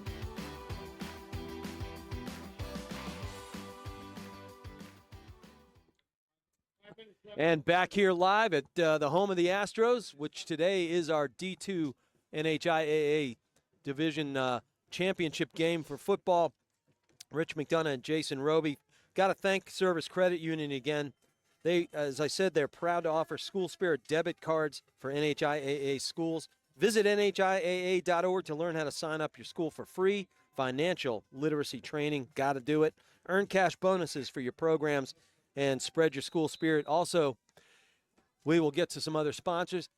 Right now, let's get to the fourth quarter. We're at 14-11. Yeah, they're dialed in right now. Pelham deep, again, pay no attention to the man behind the curtain. They tried deception coming out to the field with a little motion, and they keep it back to the boundary. Both of these teams love going to their own sidelines.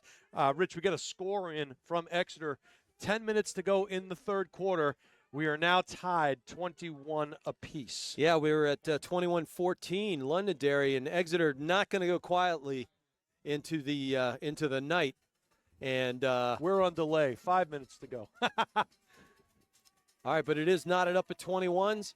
Exeter is on its home field, so they know what to do at Bill Ball Stadium. But here we are at Memorial Field at Pinkerton, and it's 3rd down and 8. They comes the cavalry. Viango dodges a would-be tackler. Ooh. Watch out. And he's forced all the way to the sidelines and forced to just throw it outside. And that stops the clock at 11:05. And wow. The Pelham ears were pinned back on that one. They were bringing heat. They have every ounce of all the momentum available right now, Coach. And that football is a game of momentum. And the wind is now at Souhegan's face, but they should get pretty good field position here. We'll see how this punt goes. The punting game has been an adventure, to say the least. Yeah, Hickman with the wind in his back. He's got a big leg. He's a great athlete. And a big rush. Ooh, they came after that one. Nice spiral. That's going to knuckle down. And, ooh, that's a tough handle. Right, nice job handling that by Bolin. No return, but just making that knuckling catch right there is pretty impressive. First and 10 at the 45. Both of these teams, Rich, excuse me, I have to give credit where credit's due. They both know how to field punts. And at the high school level, we've seen a lot of games this year where teams don't have a lot of success catching the ball in the air or fielding it off the bounce. There's a reason why these teams are playing here today, because they can take care of the ball on punt returns. And their hands players have shown exactly why they're doing it. Sure, you have turnovers. It's high school. It's any sport, any level. But handling at the 45, it's not going to go in the books, but it's really important, and that does a lot to fire your team up. All right, it's 1st and 10, folks, 45-yard line. Pelham coming back from a 14-zip deficit and looking to move the ball again and get in the end zone. Yeah, a 4-man front here and being slammed back down. Toledo, but leading the charge to kind of disrupt the play was number 66 for Souhegan. That was Bauscha. He's had a good game. The two of them are just wreaking havoc. And they had to go to and we talked about this, Rich. The defense, the front for Souhegan has gone from that 5-man front to that 4-man front because Pelham is employing the spread offense now. And when that happens, you know, you've got to take guys out of the box. But the difference being this front for Souhegan is up for the challenge. And one of my keys was that front line for Souhegan has to elevate the team. They've done their job. All right, the loss of 2, that'll make it 2nd and 12. This time it goes right back to Bolin, and he's able to get 2 yards back, and that'll bring up 3rd and 10 as we hit the 10-minute mark here with the Sabres ahead 14-11. Again, they went out in the second quarter. It was knotted up at zeros, and they scored 2 second-quarter touchdowns, went to the half with a 14-point lead. McKinnon struck to make it 14-7 in the second for Pelham, and then 14-6, and then They had a safety. They missed the 2-point conversion. They got it back, make it 14-8, and then they just had a field goal to close out the fourth quarter, and that's where we stand at 14-11, and it is 3rd down and 10. That's a mouthful, but nice recap there. All right, they've done it again. Here it comes. The D-line, we just said it, for the Sabres is manhandling and winning every battle. Yeah, the play before that, Radulidis and Toledo on the backside, this time at the play side. I thought it may have been blown dead. I thought there was movement on the Pelham wide receiver in the slot here, but it wasn't called. But as it is, look at, they're playing behind the sticks, and we talked about that being one of the keys. You got to stay in front of the sticks, and the defense answering the charge for Souhegan. All right, they lost 5. That'll make it 4th and 15. Punting down, McKinnon gets a quick snap, just gets it out over, and just, you call poison right there. You just get away. He called fair catch on it, but the wind just knocked it down, and as a result, you also have to tell your team that's running and blocking for you, hey, get out of the way, watch your legs, because if that hits your leg, that's a live ball. Well, yeah, and that's why you're playing quarterback when you're fielding a fair catch, and you're screaming at your guys over a whipping wind, just going poison, stay away. But it was amazing to watch that the ball just stalled and dropped like a duck hunt, I saw dinner just dropped. Okay, your Nintendo days, Rich. Back in the Nintendo, the little duck we used to sit in a tub of ice water just to mimic it, with maybe something frosty in the hand as well. All right, 8:43 on the clock in the fourth quarter of our D2 title game. Souhegan's up 14-11, looking to create. Nice job. He looked off the defense left side, did Fiengo, and he was able to scrape out 4 or 5 yards. I think they gave him a 44-yard line. That'll make it 2nd and 4. Billy Nichols comes up and makes the stop, but these teams are so well schooled in looking one way and coming back the other and setting up with their fakes. It's just good, clean football all the way around. I love seeing it. And I've known a lot of these Souhegan kids. Lots of football IQ. Well, same at Pelham. You don't win 4 championships in a row. The Pelham Razorback program in the town of Pelham has been one of the top feeder programs in the state, and you can see that those kids continue on the path. That's why they've been in so many championship games. All right, Radulidis run up the gut there, gets about 2, make it 3rd and 4 from the 46-yard line. You see this, by the way, Rich? What? I'm missing. Steve Cody, you got a little space heater down here. Look at this. Oh, the highlight guy is now the heater guy, folks. Pinkerton going to get their bill on his – wow. All right, this is an important Not his first rodeo. Major 3rd and 4 right here at the 46-yard line. Time is at 7:30. Fake it to Radulidis, and there McKinnon shows not only can he run, he can play from the backside in his defensive end position. Great pursuit down the line, and caught Fiengo from behind and dropped him for 2-yard loss. I think at this point, Rich, and I'm going to go out on a limb here, it's going to take something that neither one of these teams have seen. They each have a trick play or two in the bag that you prepare for moments like this. Both defenses are dialed in, and it's going to take something different. Like when the Patriots beat the Rams that last Super Bowl, they had to change up the offense because the Rams were dialed into what they were trying to do. I'm with you. One of these teams is going to have to go against the grain at some point, reach into that bag of tricks. Just my thought. Ooh, all right, nearly Hickman's blocked. kick over the hands. Lots of great punt rushing right here. Maybe it's poor punt blocking. But, hey, look, Coach, I grew up on Joe Theismann and John Riggins, and they were the masters of the flea flicker during that great Joe Gibbs era. I'd like to say this is special to me, Unified Sports. We've gotten to cover Unified Sports. I mean, the Grinch would have a heart 20 times. It's so wonderful. Special Olympics New Hampshire and the NHIAA believe that Unified Sports help young people. They do become agents of change in their schools and communities. We currently offer unified programs in soccer, basketball, outdoor track, and volleyball. Hit the NHIAA.org to learn about pretty much, in my opinion, the best thing in youth sports around. 6:39. After that punt, it is Pelham ball on the 28-yard line, 1st and 10. Ooh, and again, going into a very mighty breeze and going into the mighty Sabres defense. And there's our buddy Bauscha emerging from the pile. Don't stand in the hole. You saw Brody Peller in the great center for this Pelham team. He was trying to wrap around, and his own player, McKinnon, just kind of ran into him. And that's just a matter of getting pushback from that defensive front. Well, even if they're not making tackles, they are wreaking havoc in a blocking scheme. Am I right, Coach? Absolutely accurate. Beautiful. That's called disruptive.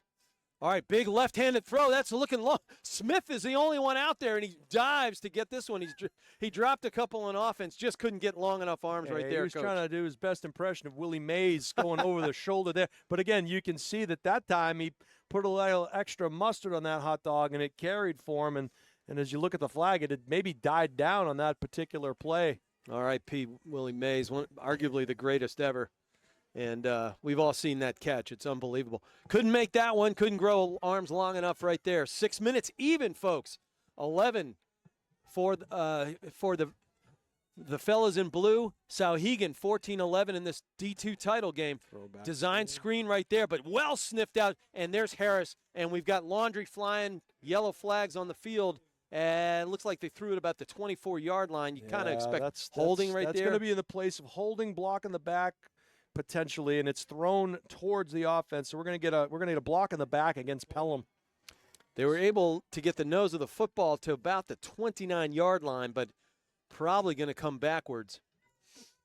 That took 8 seconds, so we're 5:52. Pelham's got to go into this mighty wind and do a lot of damage in a hurry. This I talked to a few coaches, and I won't give up their identities, but they indicated that this was a pick'em game. They really couldn't determine. Even from from watching, looking at film, watching both teams, having played both teams, and really 50-50 right down the line as to who they thought would win this game. You are seeing an exceptional Division II. Doesn't matter what division. You're seeing an exceptional championship game being played here. Both of these teams well coached, just exciting. And we'll see if they decline the penalty. They will, so they won't give them that down back. They'll make it 3rd and 9 instead of 2nd. Well, we've had consecutive years. It should be 4th down. They just didn't switch. Okay, so there they go. They declined that penalty. That's why we were confused. So it's 4th down. All right, we got another punt into the wind. It's been danger. Look at that thing die at the 45-yard line. It's not going to get past the 45. Wow, and oh, gosh, he's telling his player to get out of the way. Number 10 was there blocking Brody Smith. Yeah, and then they were Pelham smartly was trying to push Smith into the ball. Absolutely correct. Take a shot. Just being well schooled in the nuances and the rules of the game. But Jason Rohde, another dead duck right there. Well, from Coach Matt. But that thing really dropped at a 90-degree angle. Yeah, it did. I've seldom seen that one. So the wind again picking up. So Souhegan will have the wind at their back. They have the benefit of the clock. 5:40 to go. In terms of timeouts, I believe each team still has 3, Steve Cody. Full complement as far as I can tell. The scoreboard says timeouts left 0 for each team, but I think it's 3 for each team. I don't think we've had any TOs. And we're still at 21s out at Exeter. And we're in halfway through the 4th quarter out there. But here, we've got a barn burner of our own, 5:40 on the clock. 1st and 10 for the Sabres. They hand off to Radalonis.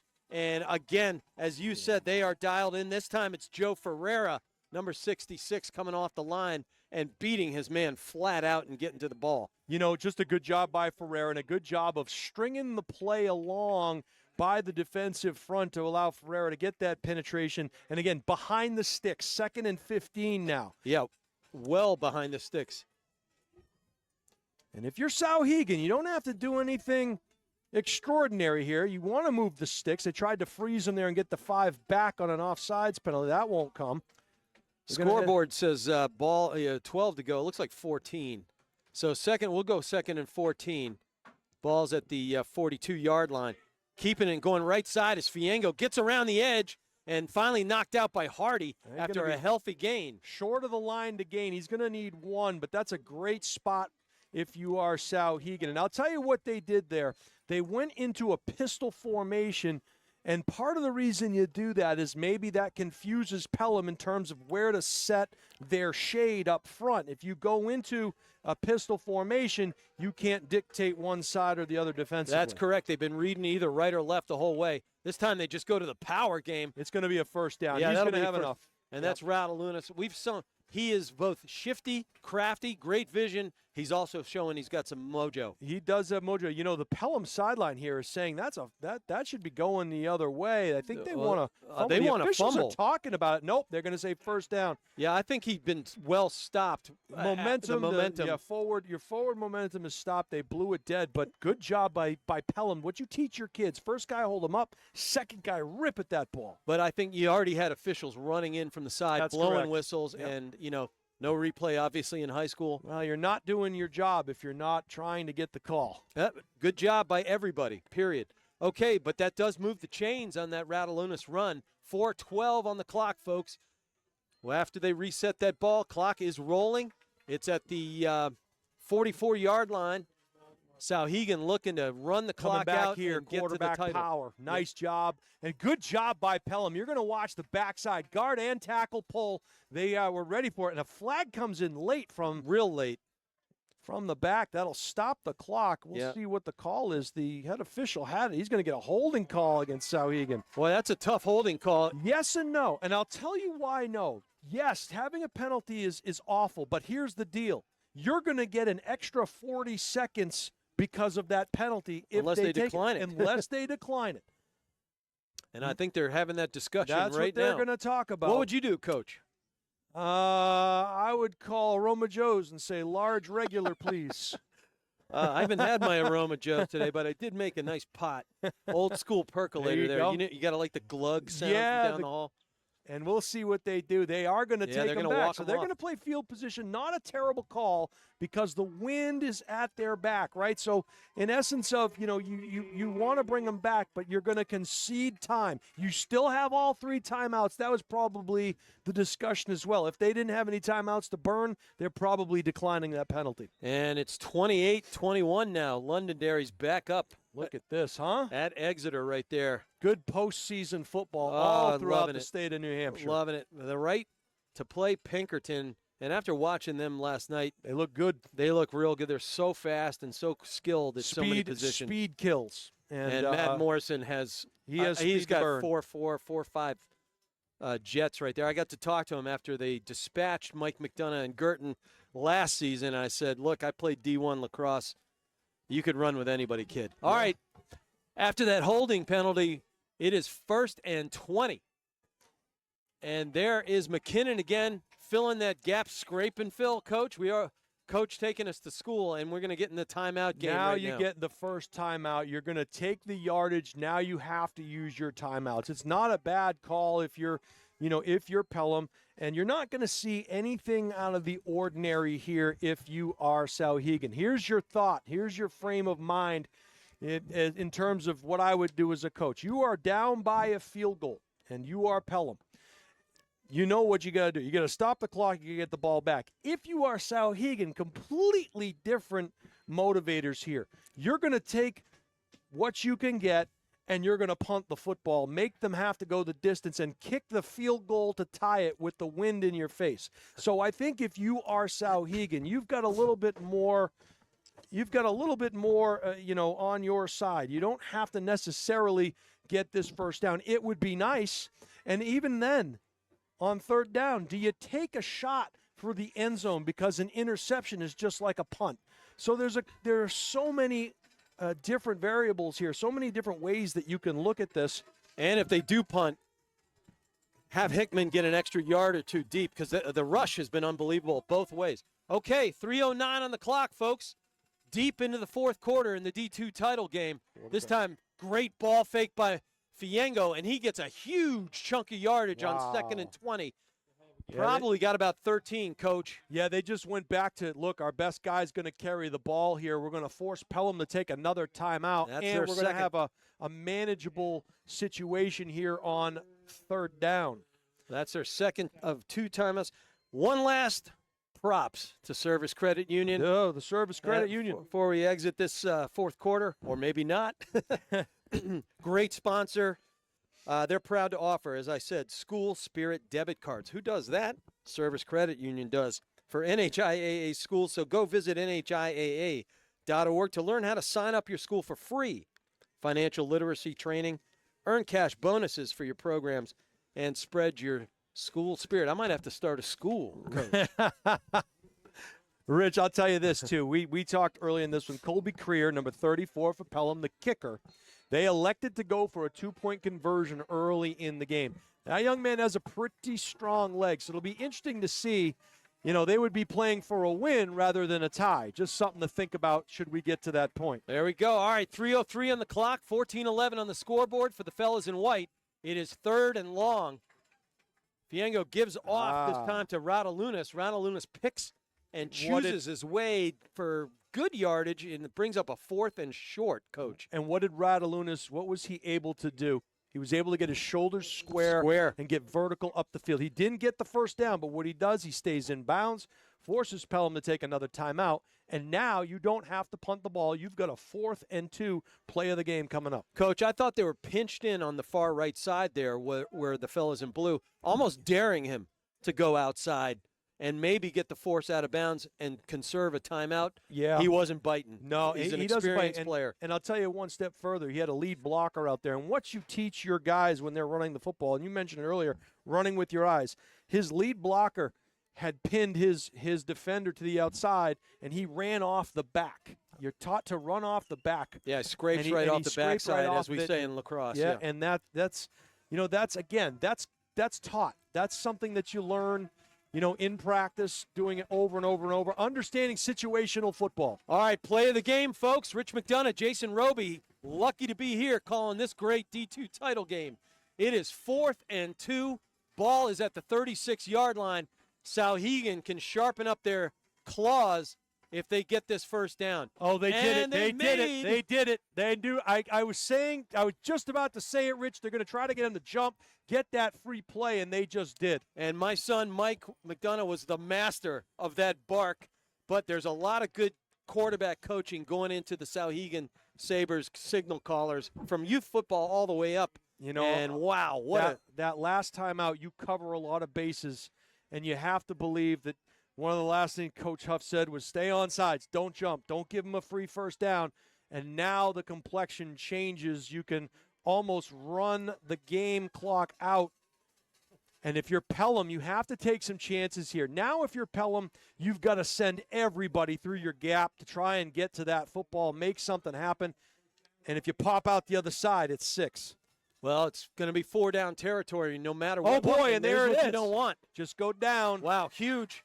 And it's a quick play, which saves a lot of time. We're at 2:50 and counting. A massive loss of yardage right there. We'll see where they mark it. Look, they lost an even 10 yards. That'll make it 2nd and 20 at the 41-yard line. 2:40, Coach Roby, on the clock. Well, and, wow. They have not. I don't know if they started the play clock yet. They may have just started it. Look like, yeah. I was looking for the official's arm to kind of start that play clock, but boy, if Souhegan just taking their time here. But also, if you're Coach Huff, you're going, hey, fellas, wind. Let's roll. Sure you want to break, but all right, deep snap, fake inside to Radalunas, and good tackle by McKinnon from behind. They'll get up quickly. Fiengo. Fiengo was probably a little bit scuffed up on that play. He was down at the 37-yard line. We are at 2 minutes even. It is going to be 3rd, and it looks to be about 7. And let's talk. Well, it's going to be 17. 3rd and 17. Oh, 17. Excuse me. I was looking at the front stick. But let's talk about this. You're going to go for it on 4th down. So in essence, you're going to take a good 80 seconds off of this clock, start to finish. Sure. And it could end up in a first down. It could end up on a turnover on downs. But you have to believe the field position is going to be in your favor. We're going to see Souhegan call a timeout here in a couple of seconds, I'm guessing, and they'll go to the 39-second mark with 100%. that. Well done. All right, it's still 28-21 at Exeter, but Exeter is in the red zone right now with 1:40 on the clock and counting. And it looks like they're getting a good push against our buddies over at Friday Night Lights, New Hampshire, calling that final. Nick Anastos. Steve Beals and over Steve, there. yeah, Steve's in there. They were outside last night in some of the worst weather I've ever seen. Nobody ordered ice cream up there. There's no doubt about that. That was ugly, ugly weather. I was looking at their tent, which kept bulging as it filled up with water. Every so often you got to poke it and get that. Hey, those guys were dressed up like Jim Cantori from the Weather Channel. There you go. Everything but the hurricane there. Well, we got a hurricane brewing here with a minute 30 to go in this one, Rich. It's been all that in a bag of chips. Everything that we thought it would be, it has been. All right, $1:30 on the clock, 14-11 in favor of Souhegan. For all the marbles here for D2, Rich McDonough, Jason Roby. Been a pleasure to be with you this afternoon. Fiengo hands it off. It looked like a face mask possibly, and their flags are flying. Yeah, they're going to get that. That could ice it right there. Boy, that was the deepest official, farthest away from the ball. Had the best view of it because his shoulders turned up. Well, and all the guys were pulling that way and probably gave him a good long look at it. Hey, my LASIK is holding up pretty well. I saw that. I was farther away than the official. I have the benefit of having the screen here in front of me. Yeah, that's going to do it. Personal foul. That's going to be a 15-yarder. Wow, that'll start the bus, Coach. Will it? Was that 15 from there? Yeah, they're back. It's not an automatic first down. Well, it said 3rd and 16, but I'm looking at it's 3rd and 15. It's going to be a spot foul, and I think it's going to move them forward, but I think it's going to be. It was in the backfield, though. Yeah, well, we're going to see here. Well, that would make it 3rd and short. So we're on the home side. You could hear a pin drop as the Pelham fans across the way, the Souhegan fans are jumping up and down. Official's going to talk it over. The call of the game forthcoming. And Coach Exeter just put one in the end zone, 5-yard pass and catch for a TD. Heck of a game in Yeah, Exeter. and I haven't seen whether they did the. It's still going to be 3rd down, Rich. It's going to be 3rd. They're going to call so it's a 5-yard variety, yeah, not a personal foul. I think they were signaling. I saw somebody grab his wrist early. So that's a 5-yard penalty. That makes it 3rd and even 10. So you don't even have to. You can take this right down to, I'm going to say, the 0 almost, 40 seconds left in this one, and that could do it. You might even call a timeout. We'll see if they decide to do that. And Exeter did convert, so it is 28 on the scoreboard at Billy Ball Stadium, 1:23 on the clock. And they're rolling clock again. We're under a minute here. Timeout at Memorial. And so here's what you're thinking, Rich, is you're going to run a play here. You're going to try to get this this game inside of 40 seconds before they start. Academic, right? And then it's academic. However, if it's not, you have to run a play and on 4th down, and you will then stop the clock on a change of possession. But with maybe 5 seconds, it's really looking right now like it's Souhegan's game. But they've really got to take care of the football here, and I'm sure that's what the coaching staff's talking about. Down in the Pelham's huddle, you see Coach Huff talking to his players. First guy, hold him up. Second guy, rip the ball. If you can get a turnover, clock stops. If you get to 4th down, punt?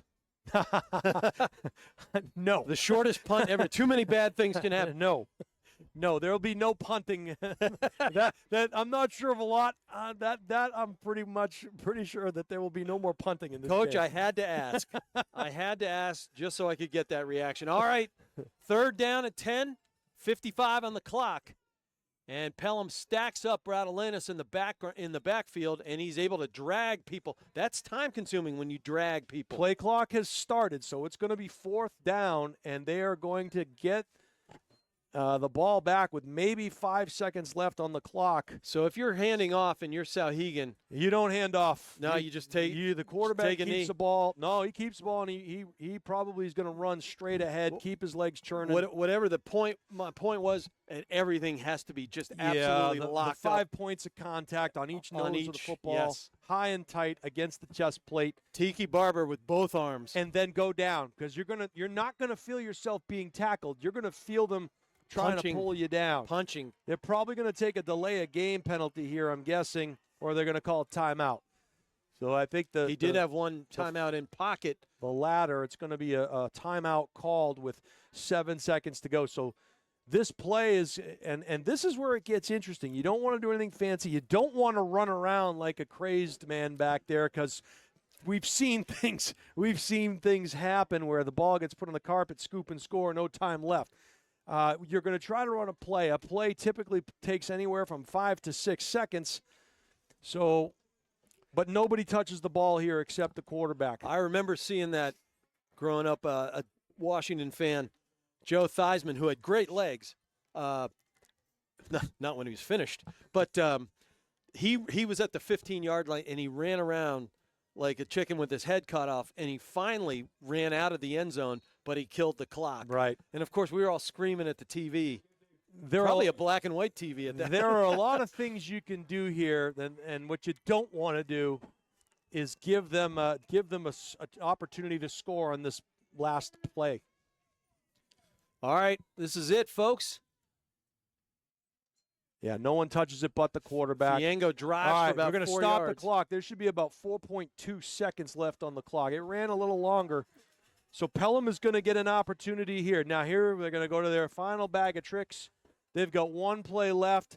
If you are Souhegan, you're putting 4 guys back beyond the 50, and you're going to play underneath coverage. And what you're going to do is when that ball is thrown, do not overcommit to where the ball is thrown. If the ball is thrown underneath, they're going to somehow try to reverse field here. We had a play called ESPN that we used to run at Nashua North, and there were more handoffs and pitchbacks and throwbacks than you could shake a stick at. So here you go. They're in there. We used to call this our Big Ben. This was called Big Ben because it's the clock is huge in your eyes, and you've got your biggest, tallest guys back in the secondary.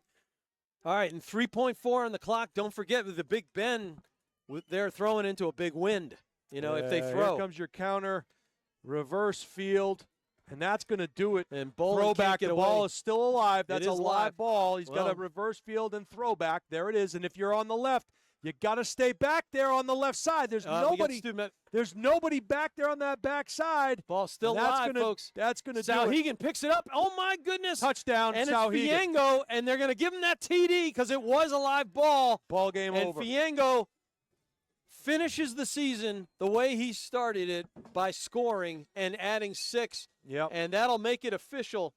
Wow. And Pelham had the right idea. You don't have to go for the point after. The game is over. You got to try. You don't have to go for the point after. It's a game over. Souhegan wins. And if you are Souhegan, and again, I was looking on the backside towards the Souhegan bench. There was nobody over there, and Pelham tried to get it back there. They couldn't do it. Souhegan, your Division II state champs, Rich. What a game. Well, problem is we got flag on the field, and that's what the Zebras are discussing right now. Yeah. They waved Souhegan back onto Personal their foul. bench. Okay, wait a minute now. It's on Souhegan. So it cannot end on a defensive penalty. If it was, and so that being said, is that targeting? Yep. So you cannot. I don't know if it was a blindside hit. I don't know if Souhegan had possession when the penalty was called. Can't end on a defensive penalty. So is the Pelham offense back on the field. So I didn't bring Grandma Clifford's rosary beads, but Hail Mary is probably about to happen again. Well, interestingly enough, they lined up in the double wing. So who knows? Wow. Well, Jason Roby, we had a heck of a football game here, and we thought we would. We did. We saw, and all the notes were gracious to, as we get the call there from the official, both coaches kind enough to send us loads of information on their teams. They were fantastic. And trusting in us that we would try to put the best possible product forward. We hope we did that for you guys viewing out there today in live stream land. But what a game. We couldn't have scripted it any better than what we have seen here today. Exactly what we thought we were going to get. 2 well-coached, the best teams in Division II right now. Well-coached teams, disciplined, fundamentally sound, and it was going to take something special from one of these teams to kind of get over the hump. We saw a fantastic first half played by Souhegan. And absolutely. A great second half by Pelham.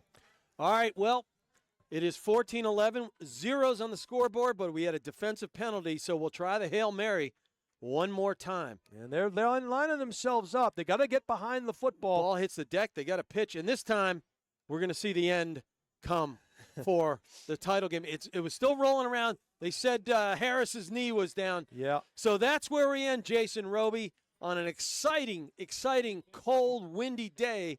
We had a great D2 title, and they're ironing something out again. Yeah, Fiengo was down on the play. He got hurt on the last play down on the 1 yard. They're helping him up.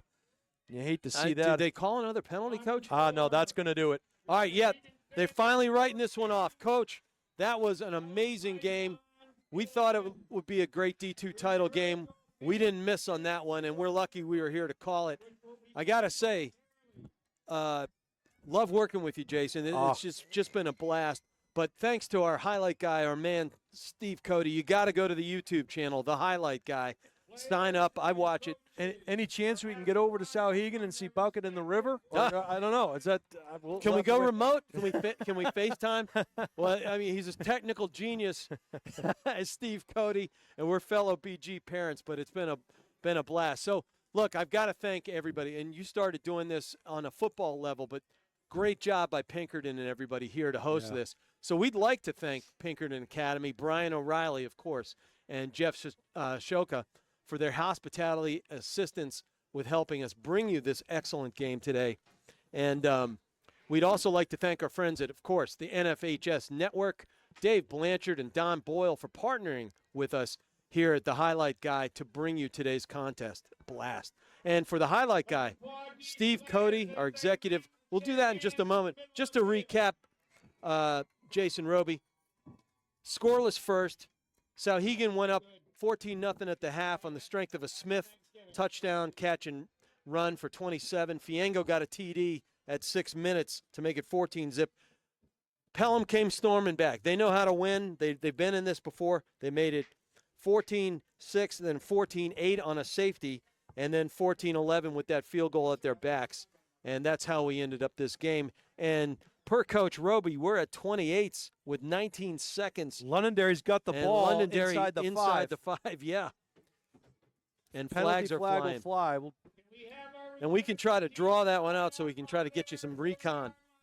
But, boy, we had a great game. As the fellas shaking hands, you got to like seeing the sportsmanship. You know what? You came in a champion, you go out a champion. And Pelham, nothing to be ashamed of here. They've had their year didn't start off the way they would have wanted it to, but they weathered that storm. And to Coach Huft and his staff, congratulations on a fantastic effort. Those kids need to keep their heads up. They played a great championship game. And, to the victor go the spoils today. There's a reason why there's a scoreboard down there. And Coach Bowkett and his staff had his kids dialed in, and they were up for the challenge of coming back from that regular season loss, and they did just that. And then looking at Souhegan, Coach, offensive, defensive side of the ball, I got to say, obviously, Fiengo, to me, MVP of the O side, but the engine, Louis Toledo. It was the defensive line. You just held the defending state champs to 11 points. Two of those phenomenal. Two of those came on a safety. The 45-yard line. I don't think they scored less than 28 all season in any one game. It's Heck just of an effort. The defensive effort. And if you ask both coaches at the beginning of this one, what are the keys? What do you need to do well?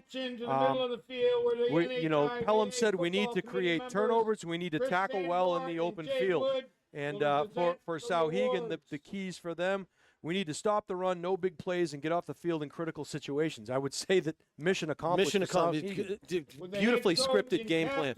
It's funny, I spoke with Amherst Patriots, Coach Fiengo, and he said he thinks we're slightly better. And he was right. You're seeing right now, Pelham receive their medals and their runner-up plaque out there, and it doesn't feel good now, but nothing to be ashamed of there.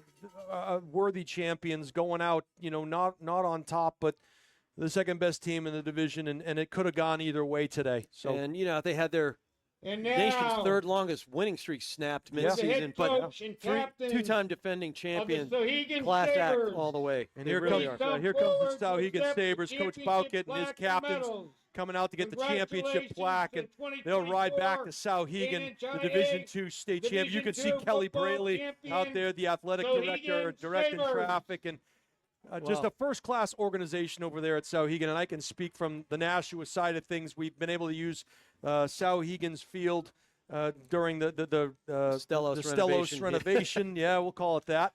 And hey, great job by the athletic departments all over to cooperate. Yeah. It's all about our kids playing and learning. And we'll try to give you our best here in Londonderry's trying to kick a field goal at Bill Ball Stadium. As the clock runs out, Londonderry's going to play Pinkerton.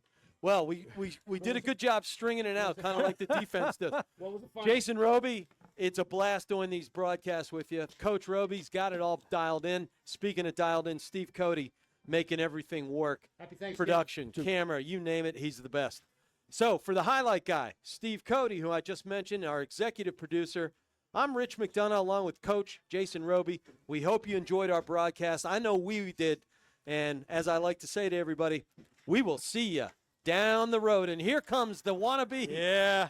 That's There's not the the river. Souhegan River. Maybe it is Souhegan River water.